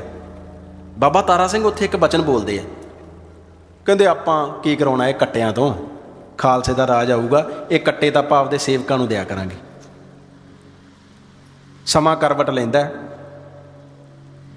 ਕੋਈ 100 ਕੁ ਸਾਲ ਬਾਅਦ ਸ਼ੇਰੇ ਪੰਜਾਬ ਮਹਾਰਾਜਾ ਰਣਜੀਤ ਸਿੰਘ ਅੰਮ੍ਰਿਤਸਰ ਆਉਂਦੇ ਆ ਹਾਥੀ ਤੇ ਸਵਾਰ ਹੋ ਕੇ। ਅਕਾਲੀ ਫੂਲਾ ਸੋਂ ਯੋਧਾ ਬਾਬਾ ਫੂਲਾ ਸੋਂ, ਜਿੰਨੇ ਵਾਰੀ ਨਾਂ ਲੈ ਸਕੀਏ ਦਿਨ 'ਚ ਉਹਦਾ ਘੱਟ ਹੈ। ਜਦੋਂ ਤੁਸੀਂ ਦਮਾਲੇ ਸਜਾਉਣੇ ਹੋ ਸਿੰਘੋ, ਬਾਬੇ ਫੂਲਾ ਸੋਂ ਦਾ ਨਾਂ ਲਿਆ ਕਰੋ। ਜਦੋਂ ਕਮਰ ਕਸਾ ਕਰਦੇ ਆ ਬਾਬੇ ਫੂਲਾ ਸੋਂ ਦਾ ਨਾਂ ਲਿਆ ਕਰੋ, ਬਾਬੇ ਸੁੱਖਾ ਸੋਂ ਦਾ ਨਾਂ ਲਿਆ ਕਰੋ। ਇਹ ਵੀ ਸਾਡਾ ਸਿਮਰਨ ਹੀ ਹੈ, ਇਹਨਾਂ ਸਿੰਘਾਂ ਦੇ ਨਾਂ ਲੈਣੇ ਵੀ ਸਾਡਾ ਸਿਮਰਨ। ਬਾਬਾ ਫੂਲਾ ਸੋਂ ਬੁੰਗੇ 'ਚ ਖੜੇ ਆ ਤੇ ਬਾਰੀ ਖੋਲੀ, ਥੱਲੋਂ ਸ਼ੇਰੇ ਪੰਜਾਬ ਲੰਘ ਰਿਹਾ ਹਾਥੀ ਤੇ। ਬਾਬਾ ਫੂਲਾ ਸੋਂ ਕਹਿੰਦਾ, ਉਹ ਕਾਣਿਆ ਤੈਨੂੰ ਇਹ ਝੋਟਾ ਕਿਹਨੇ ਦੇਤਾ? ਹੁਣ ਗਾਂ ਉਹ ਸ਼ੇਰੇ ਪੰਜਾਬ ਹੈ, ਕੋਈ ਆਮ ਰਾਜਾ ਹੋਵੇ ਤਾਂ ਗੁੱਸਾ ਕਰੇ। ਉਹ ਕਹਿੰਦਾ ਮਹਾਰਾਜ ਸੇਵਕਾਂ ਤੁਹਾਡਾ ਤੁਸੀਂ ਉਹ ਦਿੱਤਾ। ਹੁਣ ਇਹ ਉਹੀ ਗੱਲ ਹੈ ਨਾ ਜਿਹੜੀ ਬਾਬੇ ਤਾਰਾ ਸਿੰਘ ਨੇ ਕਹੀ, ਖਾਲਸੇ ਦਾ ਰਾਜ ਆਵੇ, ਇਹ ਤਾਂ ਕੱਟੇ ਅਸੀਂ ਆਪਦੇ ਸੇਵਕਾਂ ਨੂੰ ਦਿਆ ਕਰਾਂਗੇ। ਤੇ ਸ਼ੇਰੇ ਪੰਜਾਬ ਸੇਵਕ ਹੀ ਹੈ ਨਾ ਖਾਲਸੇ ਦਾ। ਉਹ ਕਹਿੰਦਾ ਨਾ ਇਹ ਗੱਲ। ਧਿਆਨ ਸਿੰਘ ਡੋਗਰਾ ਕਹਿੰਦਾ, ਸ਼ੇਰੇ ਪੰਜਾਬ ਤੁਸੀਂ ਕਮਰ ਕਸਾ ਕਾਹਤੋਂ ਕਰਦੇ ਹੋ? ਉਹ ਕਹਿੰਦਾ ਕਿਉਂ, ਮੈਂ ਕਿਉਂ ਨਾ ਕਰਾਂ ਕਮਰ ਕਸਾ? ਕਹਿੰਦਾ ਕਮਰ ਕਸਾ ਤਾਂ ਸੇਵਕ ਕਰਦੇ ਹੁੰਦੇ ਆ। ਤੇ ਉਹ ਕਹਿੰਦਾ ਮੈਂ ਕੀ ਹਾਂ? ਸੇਵਕ ਹੀ ਹਾਂ ਖਾਲਸੇ ਦਾ, ਹੋਰ ਮੈਂ ਕੀ ਹਾਂ? ਸੇਵਕ ਬਣ ਕੇ ਰਿਹਾ। ਖੈਰ ਆਪਾਂ ਹੋਰ ਆਉਣੇ ਅੱਗੇ ਨੂੰ, ਫਿਰ ਆਪਾਂ ਸ਼ੇਰੇ ਪੰਜਾਬ ਦੀਆਂ ਵੀ ਕੁਛ ਗੱਲਾਂ ਕਰਦੇ ਹਾਂ। ਮੇਰਾ ਚਿੱਤ ਕਰਦਾ ਹੁੰਦਾ ਵੀ ਅਸੀਂ ਉਹਦੀਆਂ ਗੱਲਾਂ ਕਰੀਏ, ਅਸੀਂ ਉਹਦੀਆਂ ਬਿਲਕੁਲ ਨਹੀਂ ਗੱਲਾਂ ਕੀਤੀਆਂ, ਅਸੀਂ ਉਹਦੀਆਂ ਬਦਖੋਈਆਂ ਕੀਤੀਆਂ, ਅਸੀਂ ਉਹਦੀਆਂ ਗਲਤੀਆਂ ਗਿਣੀਆਂ ਜਿਹੜੀਆਂ ਯੂਰਪੀਅਨਸ ਸਾਨੂੰ ਦਿਖਾਈ ਗਏ, ਆਪਦਿਆਂ ਦੀਆਂ ਚੰਗੀਆਂ ਵਿਖਾਈ ਗਏ। ਮੈਂ ਹੈਰਾਨ ਹੁੰਦਾ ਤੁਹਾਨੂੰ ਇੱਕ ਗੱਲ ਸੁਣਾਉਣਾ ਹੈ। ਐਮਿਲੀ ਈਡਨ ਦੀ ਇੱਕ ਕਿਤਾਬ ਹੈ ਅਪ ਦੀ ਕੰਟਰੀ। ਉਹ ਗਈ ਸੀ ਉੱਥੇ, ਕਿਸੇ ਲਾਰਡ ਦੀ ਭੈਣ ਸੀ, ਮੈਂ ਨਾਂ ਭੁੱਲ ਗਿਆ ਉਹਦੀ ਭੈਣ ਸੀ ਉਹ, ਤੇ ਉਹ ਗਈ ਸੀ ਸ਼ੇਰੇ ਪੰਜਾਬ ਨੂੰ ਮਿਲਣ ਵਾਸਤੇ। ਉਹਨੇ ਪੋਰਟਰੇਟ ਵੀ ਬਣਾਏ ਆ ਸ਼ੇਰੇ ਪੰਜਾਬ ਦੇ, ਜਾਂ ਹੋਰ ਖਾਲਸਾ ਰਾਜ ਦੇ ਕਈ ਪੋਰਟਰੇਟ ਉਹਨੇ ਬਣਾਏ ਆ, ਮਿਲਦੇ ਆ। ਜਦੋਂ ਤੁਸੀਂ ਐਮਿਲੀ ਈਡਨ ਕਰਕੇ ਸਰਚ ਮਾਰੋਗੇ ਨਾ ਤੁਹਾਨੂੰ ਲੱਭਣਗੇ। ਐਮਿਲੀ ਈਡਨ ਆਪਦੀ ਉਹ ਕਿਤਾਬ ਨਹੀਂ ਲਿਖਦੀ, ਉਹ ਚਿੱਠੀਆਂ ਲਿਖਦੀ ਆ ਆਪਦੀ ਭੈਣ ਨੂੰ। ਉਹ ਹੁਣ ਬਾਅਦ 'ਚ ਕੰਪਾਈਲ ਹੋ ਗਈਆਂ ਹਨ, ਇਕੱਠੀਆਂ ਕਰਕੇ ਉਹਦੀ ਕਿਤਾਬ ਬਣਾਤੀ। 100 ਸਾਲ ਪਹਿਲਾਂ ਦੀ ਇਹ ਕਿਤਾਬ ਉਹ ਬਣੀ ਵੀ ਹੈ। ਪਰ ਉਹਨੇ 1837-38 ਦੇ ਵਿੱਚ ਪੰਜਾਬ ਦਾ ਟਰੈਵਲ ਕੀਤਾ। ਉਹ ਕਹਿੰਦੀ ਜਿਹੜਾ ਸ਼ੇਰੇ ਪੰਜਾਬ ਹੈ ਨਾ, ਇਹਨੂੰ ਸਮਝਿਓ ਗੱਲ ਨੂੰ। ਉਹਨਾਂ ਨੇ ਆਪਦੀਆਂ ਚੀਜ਼ਾਂ ਕਿਹੜੇ ਤਰੀਕੇ ਦੁਨੀਆ 'ਚ ਪ੍ਰਚਲਿਤ ਕੀਤੀਆਂ, ਤੇ ਦੂਜਿਆਂ ਨੂੰ ਜਾਂ ਸਾਨੂੰ ਕਿਹੜੇ ਤਰੀਕੇ ਉਹਨਾਂ ਨੇ ਹਰੇਕ ਗੱਲ 'ਚ ਹੀ ਮਾੜਾ ਵਿਖਾਉਣ ਦੀ ਕੋਸ਼ਿਸ਼ ਕੀਤੀ। ਗੋਰਿਆਂ ਨੇ, ਇਹਨਾਂ ਨੇ, ਇੰਗਲੈਂਡ ਵਾਲਿਆਂ ਨੇ, ਆ ਤੁਹਾਡੇ ਵਾਲੇ ਤਾਂ ਵਿਚਾਰੇ ਸਾਊ ਜੇ। ਉਹ ਕਹਿੰਦੀ ਵੀ ਇਹਨੂੰ ਟੇਬਲ ਮੈਨਰਸ ਹੀ ਹੈ ਨਹੀਂ। ਉਹਨਾਂ ਨੂੰ ਕੌਣ ਦੱਸੇ ਸਾਡੇ ਟੇਬਲ ਹੀ ਹੈ ਨਹੀਂ, ਕਿਹੜੇ ਟੇਬਲ ਮੈਨਰਸ? ਉਹਨੂੰ ਇਹ ਗਲਤ ਲੱਗੇ ਵੀ ਇਹ ਪੁੰਜੇ ਬਹਿ ਕੇ ਪ੍ਰਸ਼ਾਦਾ ਕੁਛ ਛਕੀ ਜਾਂਦਾ। ਉਹਨੂੰ ਕੀ ਪਤਾ ਸਿੱਖਾਂ ਦਾ ਟਰਡੀਸ਼ਨ ਕੀ ਹੈ, ਵੀ ਪਹਿਲਾਂ ਪੰਗਤ ਪਾਛੇ ਸੰਗਤ, ਉਹਨੂੰ ਨਹੀਂ ਪਤਾ ਇਸ ਗੱਲ ਦਾ। ਕਹਿੰਦੀ ਇਹਨੂੰ ਟੇਬਲ ਮੈਨਰਸ ਨਹੀਂ।